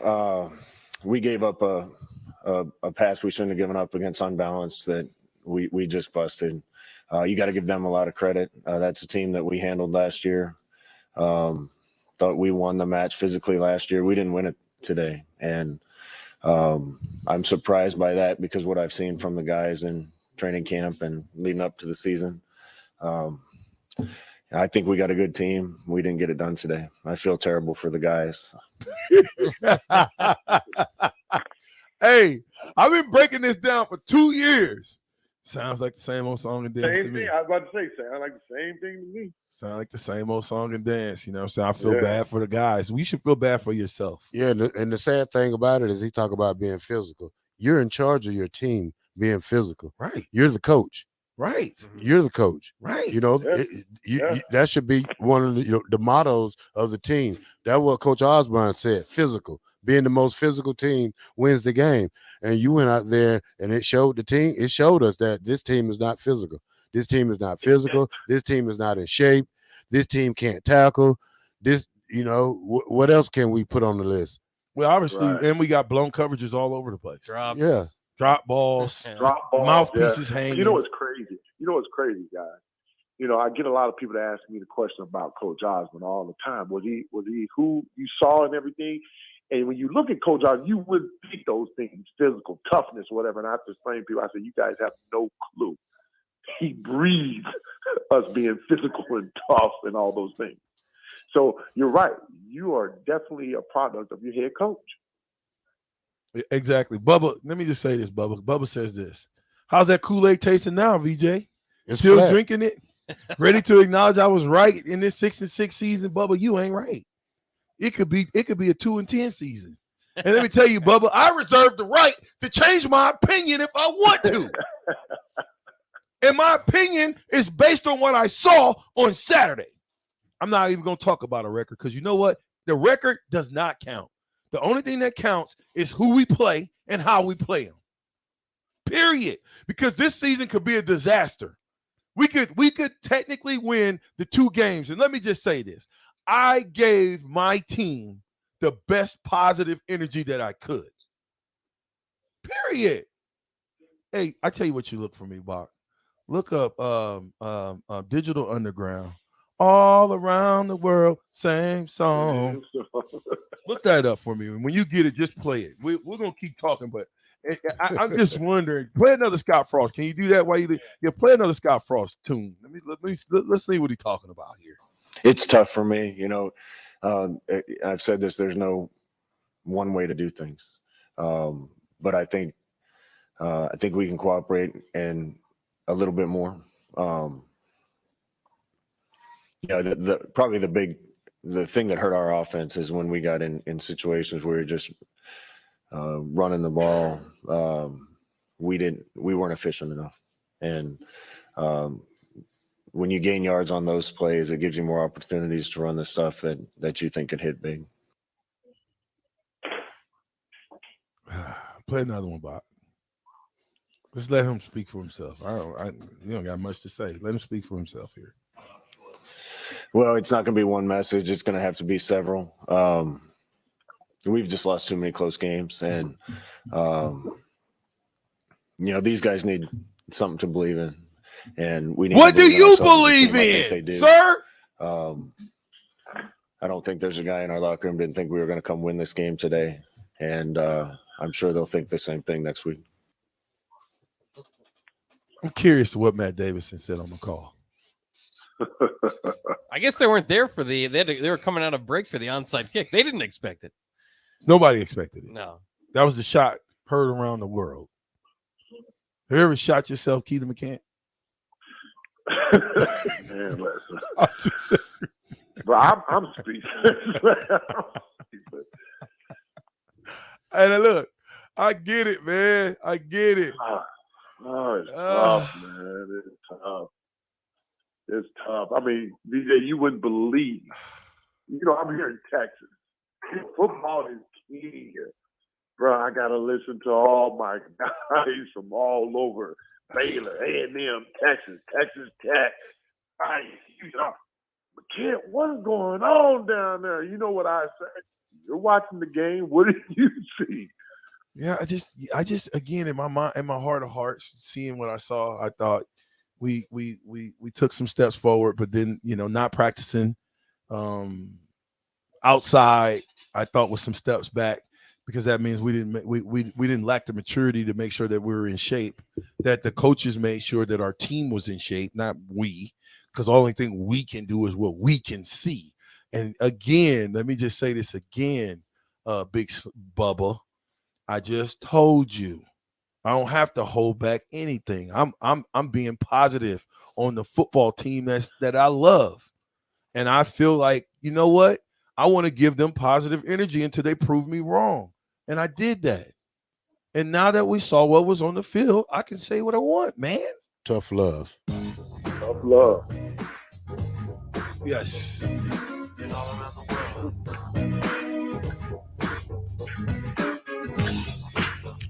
Same song. All around Nebraska, the same song. When you play Nebraska, the same song. Hey, say it again. When you play Nebraska, the same song. I thought it was going to be different, man, but it's the same old song. 15-30. We close 7 straight one-score games that we lost because of bonehead decisions that we made in certain situations. That's all I can say, and I'm sticking to it. The offside kick was the dumbest decision ever in the history of Nebraska football, as far as I'm concerned. And you can say that we didn't execute it, or the kicker didn't kick it, but we should have kicked the ball down the field up 11 and gave our defense a chance. Because I don't care what you say, Bubba, we should have won this game, just like we should have won the previous 6 games. But because we wanted to make coaching decisions in the heat of us having all the momentum and be a momentum killer decision, that's why we're in the same situation we're in. Because we make decisions based on what? I don't know. Do we have any more? Play another Scott Frost audio. We're going to find it. We're going to find it. We're going to find it. We're going to find everything that was said, because you're only as good as what you say. Keep your job. That's the way it is. I love Nebraska. I love the state of Nebraska. I love these fans that sacrificed to come over here. I want to thank them. The guys, the coaches, they did everything the right way leading up to this. I wouldn't change a thing about the way we handled the travel. The kids were dialed in. I give Northwestern a lot of credit. Again, they were more physical than us, I thought, up front at times today, probably more than we were. And that was probably the difference. And we got to get this turned around. Wow. Pecan pie. Kevin in Southwest Lincoln, 0588-0218. Brian, William, we'll get back to yours after the break. It's the captain. Ticket 93.7. Eustace Body Shop, where our customers send their friends. That's the greatest compliment we can receive. If you've been in an accident, we'll get you back in your vehicle as quickly as possible. Our technicians care about you and your family and repair your vehicle to factory standards. We handle your claim from start to finish and provide a free loaner car. Stop by for a free estimate. Eustace Body Shop, just south of 88th and Highway 2. The most recommended Eustace Body Shop. That's who we are. Hey, it's Sean Callahan, and football season is here, and there is one place that has all the games, plus great food and beer specials. Tanner's Bar and Grill at 30th and Yankee Hill. Whether it's Thursday night football, college football Saturdays, NFL Sundays, or Monday night football, there's a great view of the game from any seat with different food and drink specials every night. Try the Blue Ribbon Reuben Sandwich or the Prime Rib French Dip or any of their famous chicken lips. That's Tanner's Bar and Grill at 30th and Yankee Hill. There's a lot of realtors in Lincoln, but don't get overwhelmed by all the names. Ben Bleicher with Professional Realtor Group at Berkshire Hathaway Ambassador Real Estate is your go-to option when buying or selling residential and commercial property. Ben's team offers unbeatable customer service and promises to make the buying and selling process as stress-free as possible. Call Ben today at 402-419-6309 for all your real estate needs. Ben Bleicher with Professional Realty Group at Berkshire Hathaway Ambassador Real Estate. No pressure, just professionalism. The dog days of summer are here. Is your yard in need of a touch-up as we head into the fall season? August, September, and October are the months for aeration, and Penner Sprinkler and Lawn is the place to call to get the job done right. If you're noticing any issues with your sprinkler system through the hot summer months, they're always a call away, and they're already scheduling installs for sprinkler systems for next year and all other lawn care needs. Call Penner Sprinkler and Lawn today at 402-413-1215. Take your tan to the max at Max Tan. Right now, get 10 days for $10. All levels, including sun, spray, and red light. 4 Lincoln locations make it easy to take your tan to the max with no appointment necessary. 10 days, $10. Details online at maxtan.net. The weather in Nebraska is unpredictable every day, and that's no fun when you're trying to golf. Double Eagle Golf in West Lincoln is now open to let you play in perfect indoor conditions daily. Double Eagle Golf has 5 simulator bays to hit in, by far the most in Lincoln. It has a fully stocked bar with beers and cocktails for you to enjoy while you play. Double Eagle Golf is open each weekday from 7 a.m. to 10 p.m., so you can start the day there, take a client over lunch, or end the night with friends. Check out Double Eagle Golf today inside the Kinetic Sports Complex on West O Street. Hi, this is Kurt, your shop manager at A1 Automotive here in downtown Lincoln. My promise to you is this: you won't find another automotive repair facility that genuinely cares about you and your vehicle. Our service is outstanding and our customer service is better. Please give me a call for all your automotive repair questions and needs. Call me at 402-477-4660. We were built on small town values, and that shows in how we treat others. A1 Automotive, always honest answers. Join us this Friday from 4 to 6 p.m. at Cornhusker Bank at 84th and O for a tailgate to get ready for Nebraska's first home game. DP&J will be on air with a guest appearance by Larry the Cable Guy with free food and drink for the whole 2 hours. That's this Friday from 4 to 6 p.m. at Cornhusker Bank on 84th and O. 93.7 The Ticket. Fox KFXL weather. Sponsored by Security First Bank. A relationship you can count on. A few scattered thunderstorms this morning, then becoming partly sunny this afternoon. We'll see a high of around 86. North-northeast winds at around 15. Mainly clear tonight with a low dropping to 58. Mostly sunny tomorrow and running still a little warm for this time of year with a high of 87. I'm meteorologist Tim Wright for 93.7 The Ticket and theticketfm.com. Back with Vershawn Jackson. Sponsored by Wingstop on 93.7 The Ticket and theticketfm.com. Yeah, we fired Terrell for the moment. I might hire him back here in about 5 minutes. Oh, less than 30 He's seconds. back. There he is. You're hired.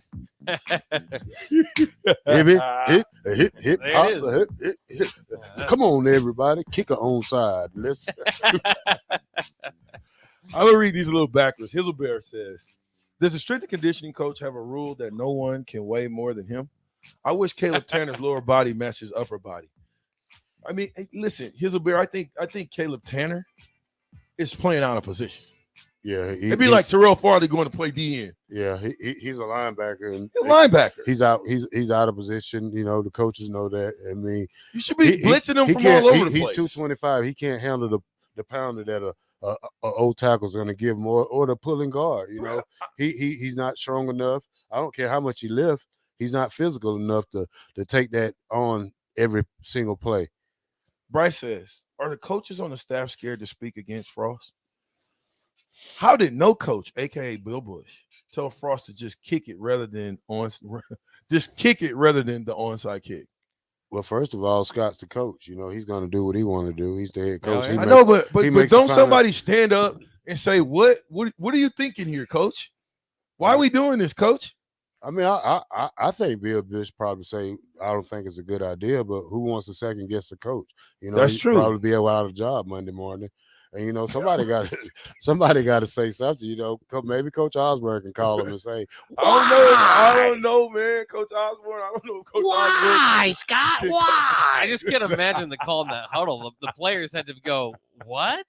What are we doing? And, you know, it puts the defense in a bad spot, you know, the fight from the 40-yard line. But I'm saying, though, I mean, I thought we had a special teams coordinator.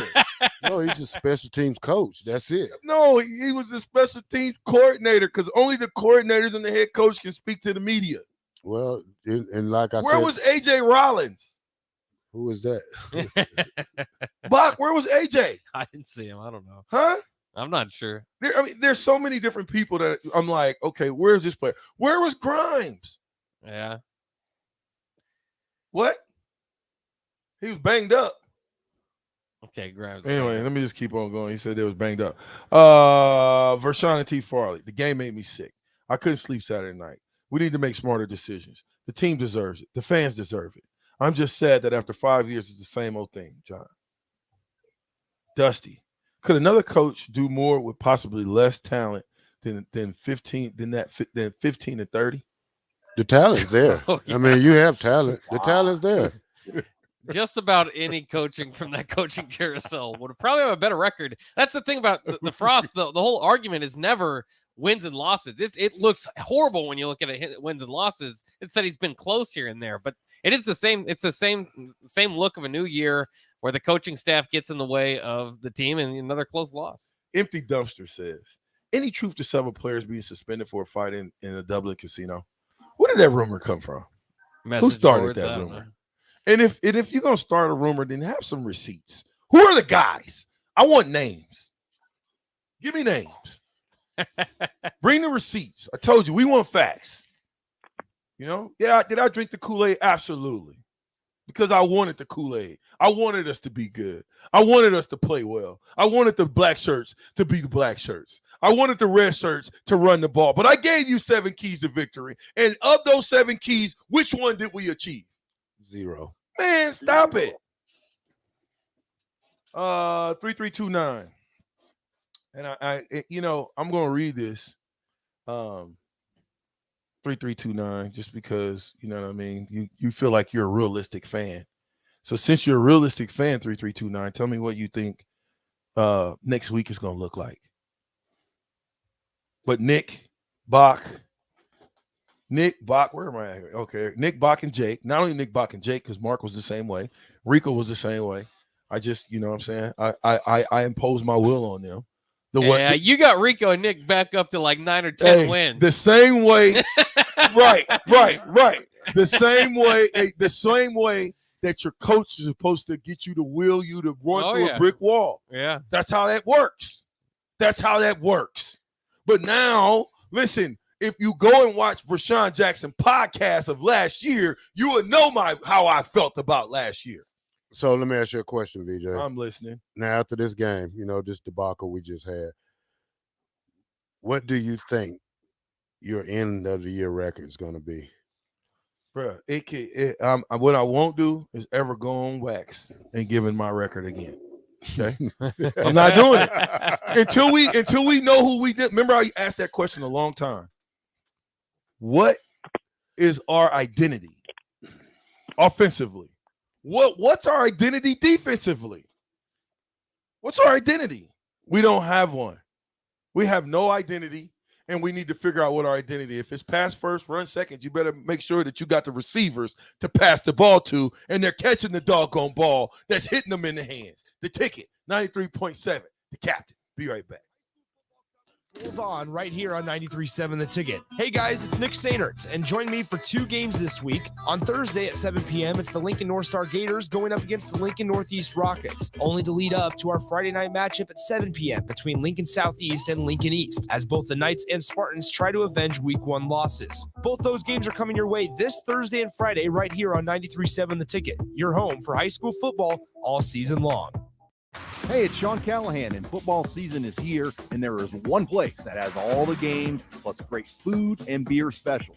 Tanner's Bar and Grill at 30th and Yankee Hill. Whether it's Thursday night football, college football Saturdays, NFL Sundays, or Monday night football, there's a great view of the game from any seat with different food and drink specials every night. Try the Blue Ribbon Reuben Sandwich or the Prime Rib French Dip or any of their famous chicken lips. That's Tanner's Bar and Grill at 30th and Yankee Hill. Hi, this is Kurt, your shop manager at A1 Automotive here in downtown Lincoln. My promise to you is this: you won't find another automotive repair facility that genuinely cares about you and your vehicle. Our service is outstanding and our customer service is better. Please give me a call for all your automotive repair questions and needs. Call me at 402-477-4660. We were built on small town values, and that shows in how we treat others. A1 Automotive, always honest answers. What do you want? Hi, Mr. Carpenter. I'm Luke from down the street. Oh, yeah. You shoveled my driveway last New Year's Eve. Yes, sir. Thanks. Although you missed a few spots. Well, the reason I'm here is to give you this Nebraska Lottery Powerball with Power Play ticket and voucher. You bought this for me? Why? Well, I noticed you spent last New Year's Eve all alone. That's no fun. So through September 12th, you can buy a Powerball with PowerPlay ticket and enter the voucher number in the Nebraska Lottery's Powerball First Millionaire of the Year promotion, and maybe win a trip to New York City for New Year's Eve. Plus, you'll also get a chance at $1 million to become the Powerball First Millionaire of 2023. Well, that's really very nice of you. You're a fine young man. You be careful walking home. Yes, sir. But stay off my lawn. Through September 12th, buy a Powerball with PowerPlay ticket and enter the voucher number for a chance to win. Powerball top prize odds 1 in 292 million. 93.7 The Ticket, Fox, KFXL weather. Brought to you by Bryant Air Conditioning, Heating, Electrical, and Plumbing. A few scattered thunderstorms this morning, then becoming partly sunny this afternoon. We'll see a high of around 86. North-northeast winds at around 15. Mainly clear tonight with a low dropping to 58. Mostly sunny tomorrow and running still a little warm for this time of year with a high of 87. I'm meteorologist Tim Wright for 93.7 The Ticket and theticketfm.com. John Henry's Plumbing, Heating and Air. When it comes to your home or business, we know you have options, and that's why John Henry's Plumbing, Heating, and Air Conditioning gives you just that. Options. We have plumbing, heating, and cooling memberships to serve all of your residential and commercial needs. We want to ensure you, your family, and your business are safe. Visit our website, jhlincoln.com, to find out more or call us at 435-5555. John Henry's Plumbing, Heating and Air. The Labor Day Savings Event is going on now at Schaefer's. Take advantage of store-wide savings, interest-free financing, and special Labor Day cashback rebates. Save on LG, Sony, and Samsung TVs and get up to 18 months interest-free. Choose from all the latest models. And you can sleep easy on a new Serta mattress set with adjustable base and up to $1,000 in savings. Hurry in for the Labor Day Savings Event going on now at Schaefer's, 48th and R, Lincoln. Back with Vershawn Jackson, sponsored by Wingstop on 93.7 The Ticket and theticketfm.com.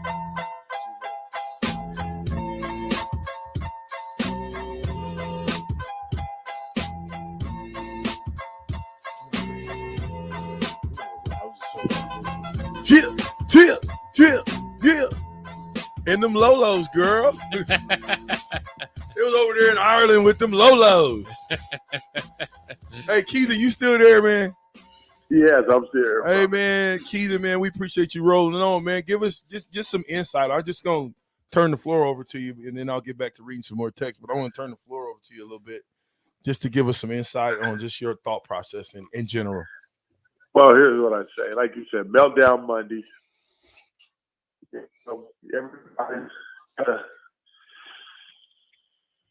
Everybody's a little out of whack right now. I've had a chance. I didn't sleep none this weekend, but you know today's Monday. Today's a new day. Hopefully, we can turn this thing around. I'm gonna be positive. I'm gonna try to stay positive. And I'm gonna reserve until the end of this season to really give my true thoughts. Yeah, okay. That's fair. I appreciate you, big bro. We want to bring you back every Monday, man. So for Meltdown Monday and the Big Red, I call it the Big Red Rant, but I changed it to the Big Red Reaction Show because I don't want us to just rant. When previously, I want to make sure that we have there's some rhyme to the reason of what we're saying. Absolutely. And I'm like Al Davis, man. Just win. Just win. I like that. Just win. It's to the point, I don't care how you win now. We lost the first game. We just got to win. That's what only things that's going to make people in Nebraska happy. Just win. Appreciate that, Keita. We got Keita McCant, former quarterback, University of Nebraska, my big brother.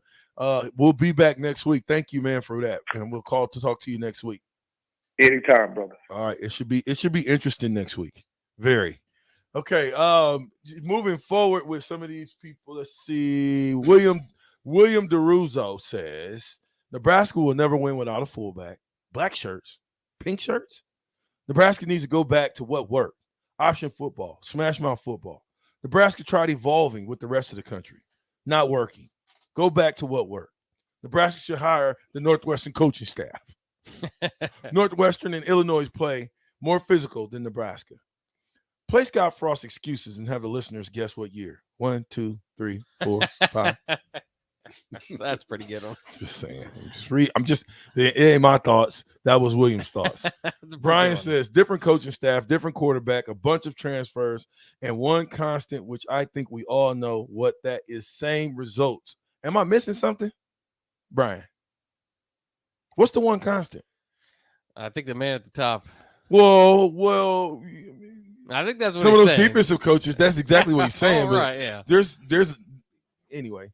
0218 says getting to fights at the international casino. Again, if you have some receipts of which players got into the fight at the casino, I would love to hear which fighters.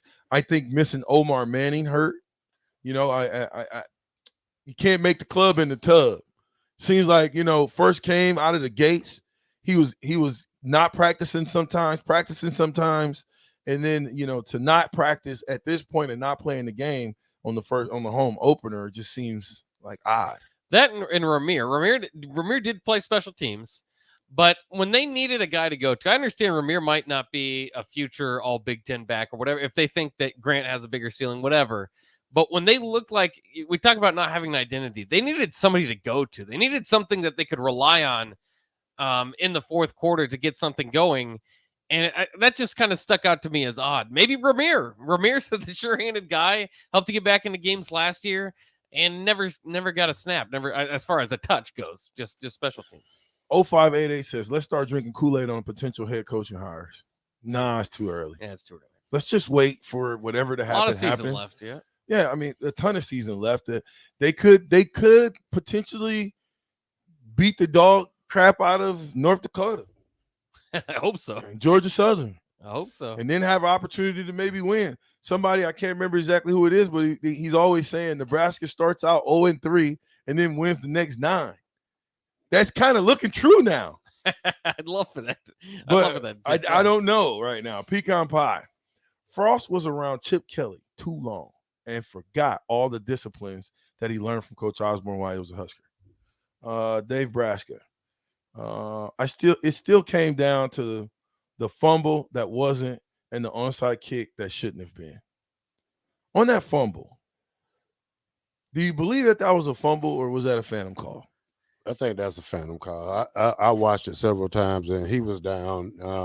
Well, it was a tweener call, you know. Yeah. I mean, but at the same time, if you know how it goes, whoever come down with the ball last, probably they're gonna give it to him. So, you know, but you know, after seeing the replays, it was definitely a down ball. I would say I'd go with the call in the field. I just would have went with a different call on the field, like you were kind of saying. Yeah. Is I don't know if I would give them the ball. It looked like it kind of ripped it out, maybe simultaneously. You can't change it unless it's over undisputable. Yeah, undisputable. Yeah. It wasn't undisputable. At the end of the day, the ball came out. The guy had the ball. But again, to me, that compounds the problem with the onside kick is that your team already had to overcome getting a missed break, right? You already had to overcome not getting a call.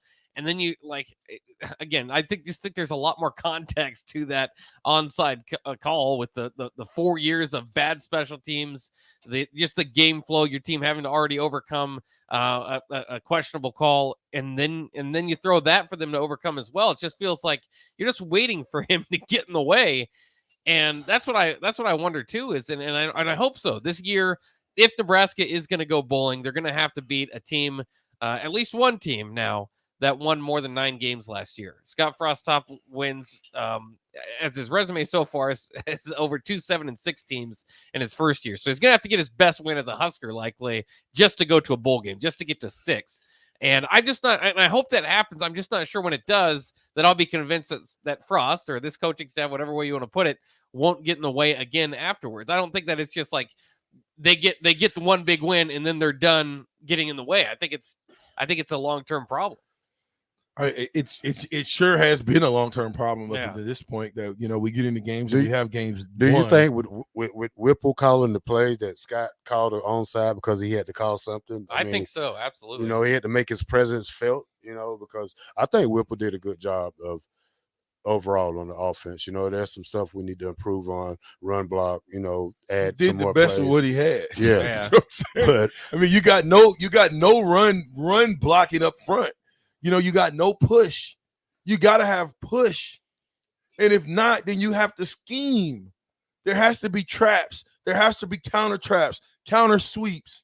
There has to be misdirections. There has to be. That's why having a fullback and making a fullback trap is so important. That's why going under the center is important. When you have a fullback that ain't afraid to block people, it sets the tone.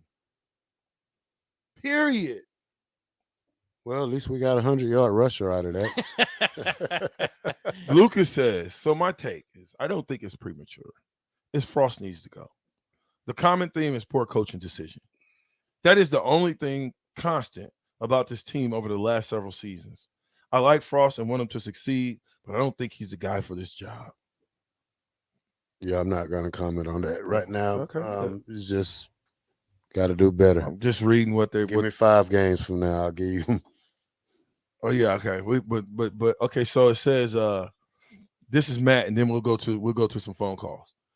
Matt says, I want to preface this by saying I don't agree with the play call for the onside kick. But if we happen to recover the onside kick and win the game, people are calling for Frost as a genius and praising him for being aggressive and putting the nail in the coffin with that play. That's somebody like Matt. I appreciate you saying that.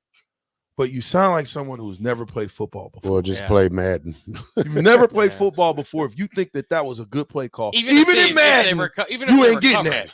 You're not getting that in Madden. Some will try. Bro, you say we'll try, but you know that's bad football. Yeah, that is all around bad football IQ. That's what I saw, and I saw that take over the weekend. I just thought that's false. I'd still be completely upset that they went out there and did that because it's bad football IQ. It doesn't make sense. You're risking all the momentum. Again, the risk reward there is it doesn't make enough sense, and so I don't understand that take that we'd all be calling him a genius.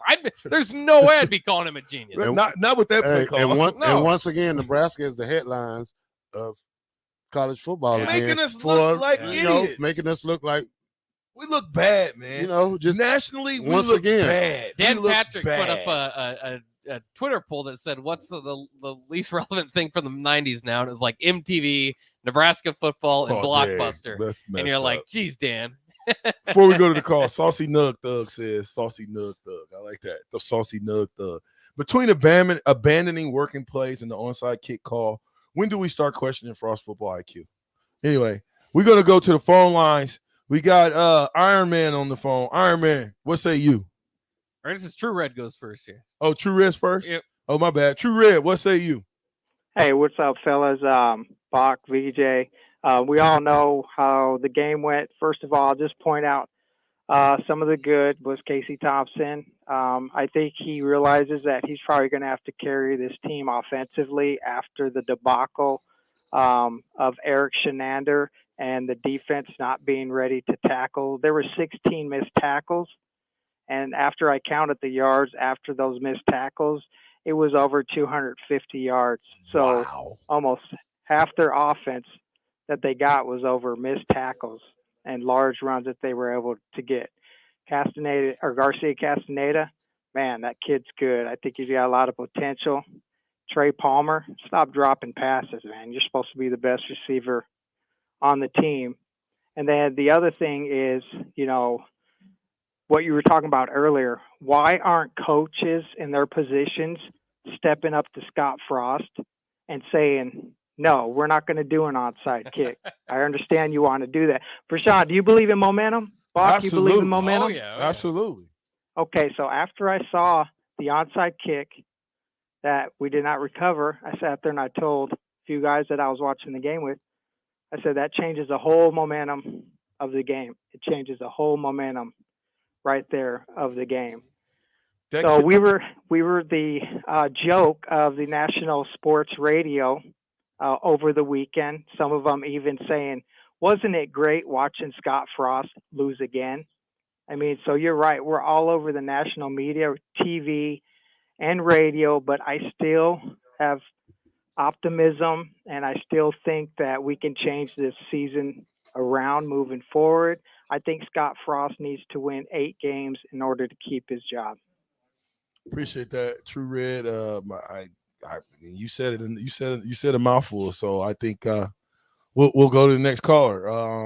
Iron Man, what say you? Iron Man, you there? Who, me? Yeah, you. Oh, and then y'all lull me to sleep, kind of like the Nebraska offense. I forgot I was even on the line. Anyway, what's up, fellas? What's up, man? What's up, Iron Man? I got 3 different points. It's not just in Nebraska football, it's Nebraska program. Okay, my first thing is, on the sideline, if you guys, I'm a professional Husker watcher. Been doing it for the last 50 years. Okay? You look at the sidelines, the demeanor on the sidelines. Nebraska was dull. You have him walking up and down the side, head coach walking him down the sideline like a corpse. You look over at Northwestern sideline, their coaches are jumping, giving people high fives, all the players are into it. Nebraska's got a click here, a click here, a click here. There's no camaraderie. That's 1. 2, when are we going to point the finger in the right direction? It's more than just the head coach. It's the Regents, if you ask me. The Regents have got this thing wrong since both Lenny left. That's where the money is. And the next thing, we as the fans pay Scott Frost. Let me ask you guys something. Who's the highest paid government official in the state? Scott Frost. Hello? Scott Frost. We pay him. That's state money. It's taxpayer money. Exactly. The highest paid. Now, I'm going to close this thing up, and y'all feel free to ask me questions afterward. Let me close up. I'm going to close up with this. Who is in Alabama? What is it, Saban? Is that his name? Yep. Nick Saban in Alabama? He's the most powerful man in the state, besides the governor. And he might be more powerful than the governor. Every one of these big programs, their coach gets paid, and they have the power. I'm not going to call any names from back in the day, but there was a lot of players.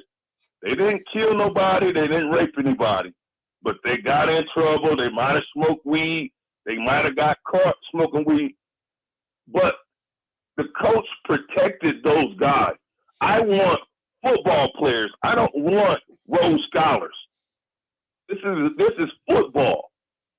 I don't want Rhodes Scholars. I don't want valedictorians. I want football players. I want grit and grind football players, and you have to protect your players. If I'm a dad and I got one of the best players in the country, and Nebraska's on the list of places my son can go, okay. In Nebraska, they're pulling these kids over for absolutely nothing. And I'm not trying to say that, deflect it from the coach. I'm saying it starts deeper than the coach. I'm not sending my son here for him to come get locked up for doing what kids do. For his name to get drugged through the mud.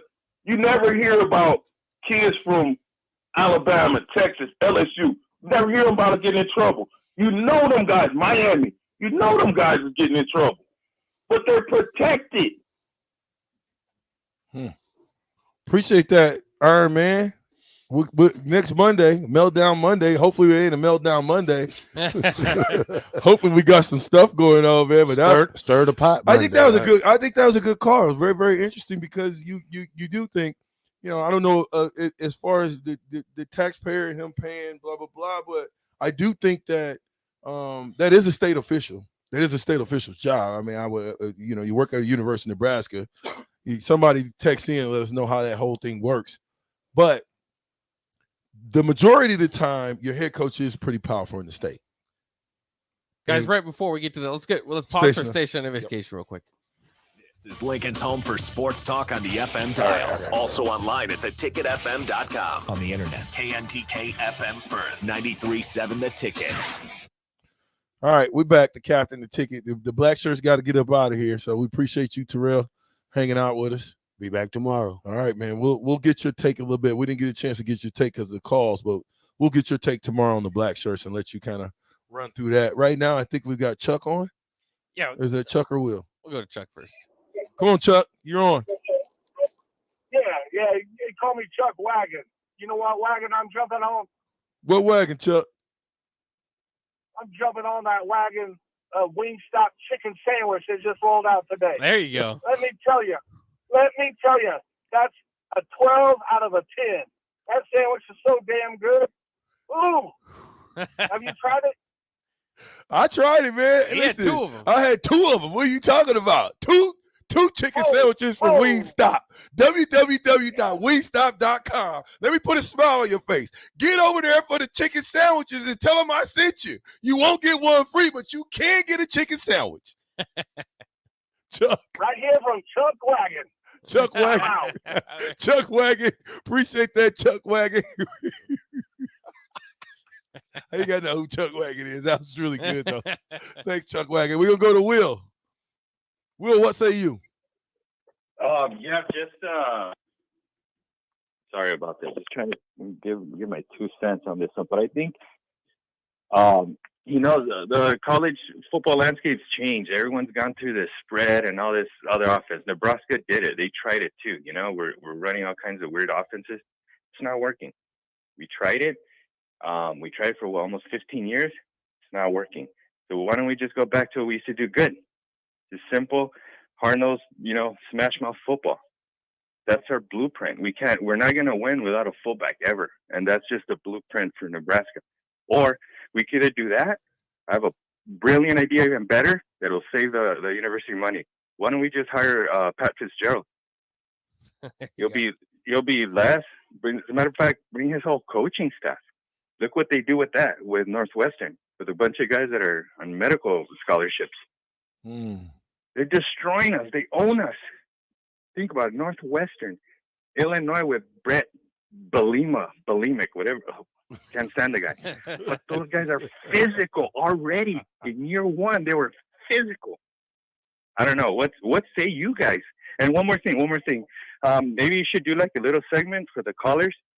Clay, Scott, some of Scott Frost's post-game conferences. And then we get to guess what year that was. Was it year 1, year 2, 3, 4, 5? Oh, Yeah, we got you, man. I like Yeah, that. I like We'll look into that one. That's pretty good. And see what we got going. Coach John, what say you? Hey, this is Coach John calling in. Coach John. Let's go, Coach. What you got for us? DJ, I've been waiting to hear you since Saturday night. I've been waiting all day. I love it. Great show, buddy. Here's what I got. And I believe we've talked about this before. There is no way to have a physical football team unless you teach those guys how to be a physical football team. It's a conditioned behavior. It's a response. And right now, we don't have the will to fight that way. And it's like a boxer that dances around the ring all day and finally steps in and gets cold cocked. Right. And we got to figure that out. Yeah, I just think we need to get back to what worked. You got to get back to there's a texter, and I'm getting so many texts right now, I can't even keep up with it. But there's a texter that says something about why wouldn't we get back to what worked? Yeah. Smash mouth football, option football. Not that we would run option with Casey Thompson, but what happened to the pitch play? What happened to running counter traps, counter sweeps? Anything outside, really. Yeah, nothing. You didn't get anything outside. Yeah. Okay, so it's just I don't think it's small things. We lost that game because of coaching. You can say whatever you want to, but you don't go up. You just don't go up 11 points and then you onside kick. And I think that was the pivotal point in the game because that killed our momentum. That killed our team. After that play call, we did not score a point and we didn't stop them. They scored 14 unanswered and won the game. But that's just how it goes. Yeah, and I think for the players that have probably been around, you just probably kind of thought that same thing. It's like, here we go again. We can do all we can to get over the Garcia Castaneda missed call and the fumble. And I'm sure a lot of Nebraska players felt that way. And it's just a matter of time until Scott Frost does this. And Pat Fitzgerald did it too. Pat Fitzgerald ran on 3rd and long inside the red zone twice. Just run plays. He wasn't trying to get the first down, take the field goals, because he knows, like we've seen in the past. Listen, the Big Ten West current coaching staff right now, 17-4 against Coach Frost. 17-4. The rest of the coaches in the league are right now. They know the recipe. And part of Ferentz did this the last game out. The last 2 games out now. Guys are taking field goals just knowing we just got to stay somewhat in this game, and Frost will melt it out of the way. Yeah. Let me ask you this question. Who's the best one-score team in the Big Ten? Ooh. Which team in the last 4 years, 5 years, have won the most one-score game? I think I saw the stat. Northwestern, right? Northwestern. Yeah. Northwestern. So that's the team that you wanted to shoot in your foot with killing them in the third quarter with 9 minutes to go in the third by doing an onside kick. Listen, I don't care if we wasted time practicing this play in the game. It to me, it was a waste of time. You just don't do it in the third quarter. That's just me. Yeah. What do I know? I said we were going to go 10-2. I was completely wrong. Okay, we're not going 10-2. We're not going to go 10-2. And I'm good with saying I'm wrong. I made a wrong take. I wanted us to go 10-2. My heart was behind 10-2. But guess what? The future, the past, everything that led to where we're at today told me, VJ, you might be wrong, but it's good to think that way. So I was thinking positive, and I'm going to stay positive moving forward during the season. I'm just going to take it one game at a time because we don't know what the Frost factor is going to do. Okay, there's a Frost factor. There is a Frost factor. There's a Frost factor. Yeah. And I would like to see Coach Frost accept responsibility for the football team that you make $5 million a year on. Take responsibility. We got our butts kicked. We got beat on all facets of the game, and we need to get better. And then you go get better during the week. That's just it. Let's not make excuses. Let's not point fingers and say, well, we need to make better play calls. Or our offensive staff need to get creative. We don't have the audio, but I'm quite sure someone will bring it to you here at some point. Yeah. Vegas Dave, is that what we got next? Yep. Vegas Dave, what say you? Hey, Rashawn. Hey, Rock. Hey, Keith. Hey, I like the Digital Underground music. There we go. Yeah. That was awesome, man. I don't know if you ever saw that scene from Nothing But Trouble, but the band was in that with Snoop Dogg. Right. It's a hilarious movie. Nothing But Trouble with John Candy. Yeah. Yes. But hey, anyway, I'm glad you brought up a mouthpiece. You know, this seems like I never see other teams do it, but Nebraska, when they make a play, the guy's got to run out of the huddle, throw up the bones, and by that time they get back, the other team's lined up, and then Buford's throwing his fist up in the air when they're down 31-28 with 2 minutes left. You know, it's just ridiculous, man. You know, make a play, get back in the huddle, and get ready to make another play. It's been going on too long. I don't know if it's discipline, but these guys are like throwing up the bones and celebrating. I never see other teams do that very much. It's just ridiculous. But the big test is going to be Oklahoma. You know, the next 2 games should be maybe easy. But, you know, Georgia Southern's not a bad team.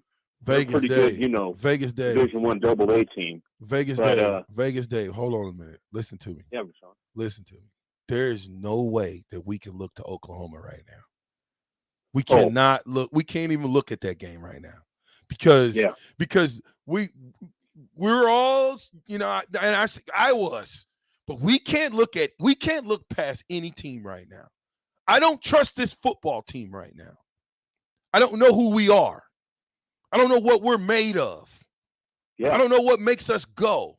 But what I do know is that we got to take it one team at a time, and we better take care of North Dakota because they're not going to come in and lay down. They're looking at a wounded Nebraska team thinking to themselves, we got a chance to go and upset Nebraska at home. Yeah. Hey, Rashawn, like Brock knows, I've bet Nebraska under the win total for the last 5 years now, and I bet it this year. And look, I wasn't counting on a Northwestern loss, but look, I only need like 4 more losses, and I cash another ticket under 7.5. Oof. You know, that's yeah.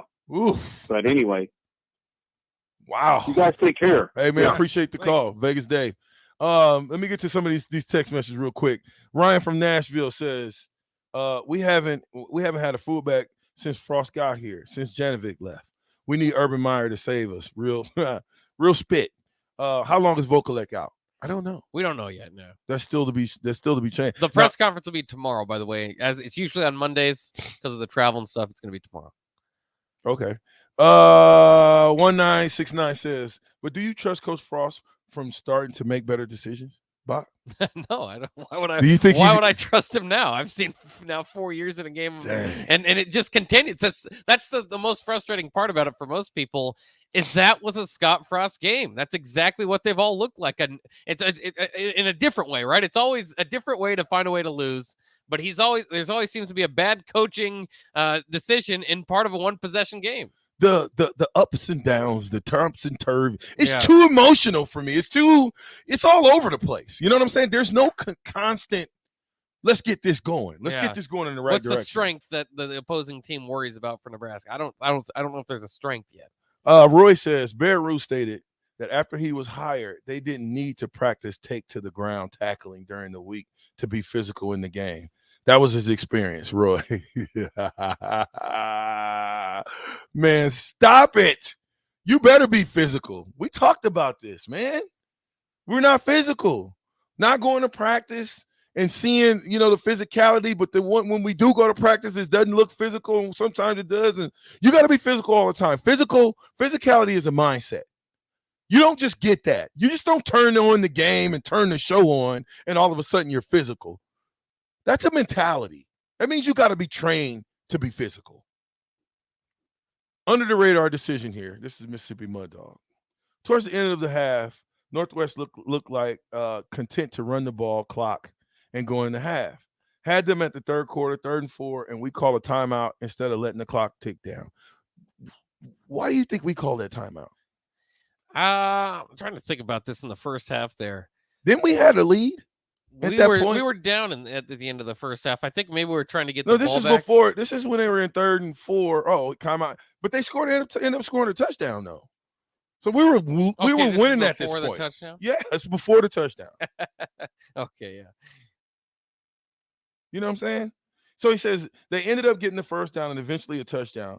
Could have went up half or 4 or maybe 1 at worst. Instead, because of the timeout, we go down 3. Mind you, we lost by 3.